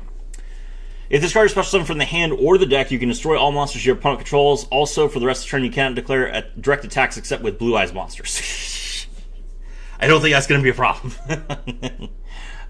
Amazing. Yeah, a field destruction effect is really, really good. And then when a card or effect is activated that targets this card, as a quick effect, you can discard one card and negate the effect. That is not once per turn. The first and second effects are once per turn, but the third effect is not. So, that is a reference to Blue Eyes Shining Dragon, if you've ever heard that card. Blue Eyes Shining Dragon is a card from it's a promotional card from the first Yu-Gi-Oh! Movie, Pyramid of Light. And it was required that you tribute Blue Eyes Ultimate Dragon to special summon it. And it had an effect, which was insane, that was, whenever this card is targeted, you can discard a card to negate it. And this was before once per turns existed. So, you could literally do this over and over again. So, this is a reference to Jet Dragon, it's a reference to Burst Stream of Destruction, and it's a reference to Blue Eyes Shining Dragon. That is better than I could have expected. That is a huge amount of nostalgia, and it has amazing artwork, so this is my favorite, by far. Next up we have Stardust Dragon Victim Sanctuary. Amazing card art. Level 8 Wind Synchro Monster, 2500 attack, 2000 defense. You can only use the first and second effect of this card's name once per turn, but they cannot be activated on the same chain. Ooh. When your opponent activates a card effect in response to your card effect activation, you can negate that opponent's effect, and if you do, destroy that card. Okay. So, so it doesn't have to tribute itself to just Omni-Negate. Pretty good. But it's only It's only an Omni Negate if your opponent is doing something as a Chain Link 2 in response to you. That seems pretty fair. That seems like a standard Stardust effect. If a monster you control that was tributed this turn, if a monster you control was tributed this turn, you can banish this card from your graveyard and special summon one Stardust Synchro monster from your extra deck. Fantastic. That's a really good effect. It doesn't have to be your monster. It doesn't have to be like a Stardust monster that was tributed. It doesn't have to be this monster that was tributed. You can even tribute one of your monsters to use the effect of Junk Signal. So, yeah, that seems fine. Alright. Next up we have Quetzalcoatl the Crimson Dragon. This is a reference to the Crimson Dragon that Jack ran into. That he stole the power to summon Red Nova Dragon from. It's a level 12 Dark Dragon monster with 0 attack and defense points. Requires 1 tuner plus 1 or more non-tuners. You can only use each effect of this card's name once per turn. If this card is Synchro Summon, you can special summon all Dragon Synchro monsters or as many as possible from your graveyard, but you cannot special summon for the rest of the turn. That is a really cool effect. So it's basically meant to bring out all of your Signer Dragons. Thankfully, it is a Dark Dragon Synchro monster, which doesn't really make sense for the Crimson Dragon, but it does mean that you can play this in Resonators, as Resonators lock you into Dark Dragon Synchros fairly soon. It gains the attack equal to the combined total attack of all other Synchro monsters you control, and when your opponent activates a monster effect as a quick effect, you can return one Dragon Synchro monster you control to the extra deck, and if you do, negate that effect, but only once per turn. Which causes it to lose attack points, obviously. So it's like an end-board card. An end-board card that brings back all of your Dragon Synchro monsters, but then you can't special summon for the rest of the turn. What would you play this in? I'll point out that the artwork does not have Blackwing Dragon on it. It has Red Dragon Archfiend, Lifestream Dragon, or I guess this might be Power Tool Dragon. No, this is Lifestream Dragon. Red Dragon Archfiend, Lifestream Dragon, Ancient Fairy Dragon, Stardust Dragon, and Black Rose Dragon, but no Blackwing Dragon. Yeah. I think this card is good, but I'm not sure what you would do with it yet. Then there's three other random cards that got revealed. Gatling Ogre. You can send any number of face-down cards from your spell and trap zone to the graveyard and inflict 800 damage to your opponent for each card sent. Also, for the rest of this turn, all effect damage your opponent takes from non-fiend monster effects becomes 0. Once per turn, when this card is targeted for an attack, you can inflict 500 damage to your opponent for each attack position monster they control, then end the battle phase. Okay, that's a pretty funny effect. And then Infernity Death's Gunman, level 1 Dark Fiend monster. You can only use each effect once per turn. During your main phase, you can special summon one Fiend from your hand. If you have no cards in your hand, as a quick effect, you can banish this card from your graveyard. Your opponent chooses one of these effects for you to apply. Reveal the top card from your deck. If it is a monster, your opponent takes any effect damage that would be inflicted to you this turn. Otherwise, you lose 4,000 life points. Or, any effect damage you take this turn becomes 0. So, Infernity Death's Gunman is an anti-burn card, and it basically puts it. It's basically it's shown in the anime, basically that you're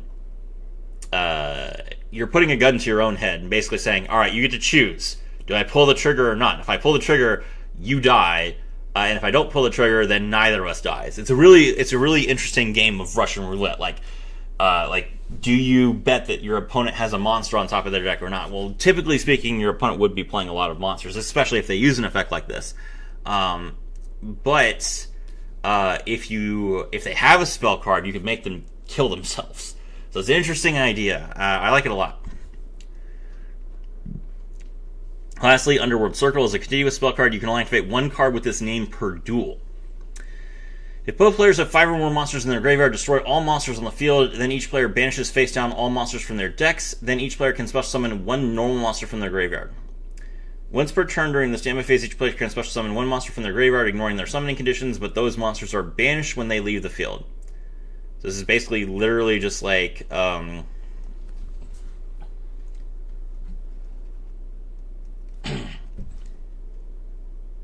banishes face down all monsters from their deck. So basically, you can deck your opponent out if they're playing just monsters. That seems toxic. I don't like a giant banish effect. It's a very unique card, but I don't really think this card... I think this card will probably get banned, to be honest. Because I feel like it's pretty easy for you to like wait for your opponent to use up all their spells and traps, because a lot of them will search them all, and then just banish them down to like 2 cards or something like that. I can see this scene play. And plus, here's the other thing, right? If you make your opponent banish all of their cards face down, and you have number 89 Diablosis the Mind Hacker out, you can basically banish the rest of their deck immediately. So, although this does destroy Diablosis the Mind Hacker before... So you'd have to make Diablosis the Mind Hacker immune to destruction, which is not that hard, right? You could prevent it from being destroyed by card effects, right? Yeah. So, and then Diablosis the Mind Hacker would just eat the rest of their deck.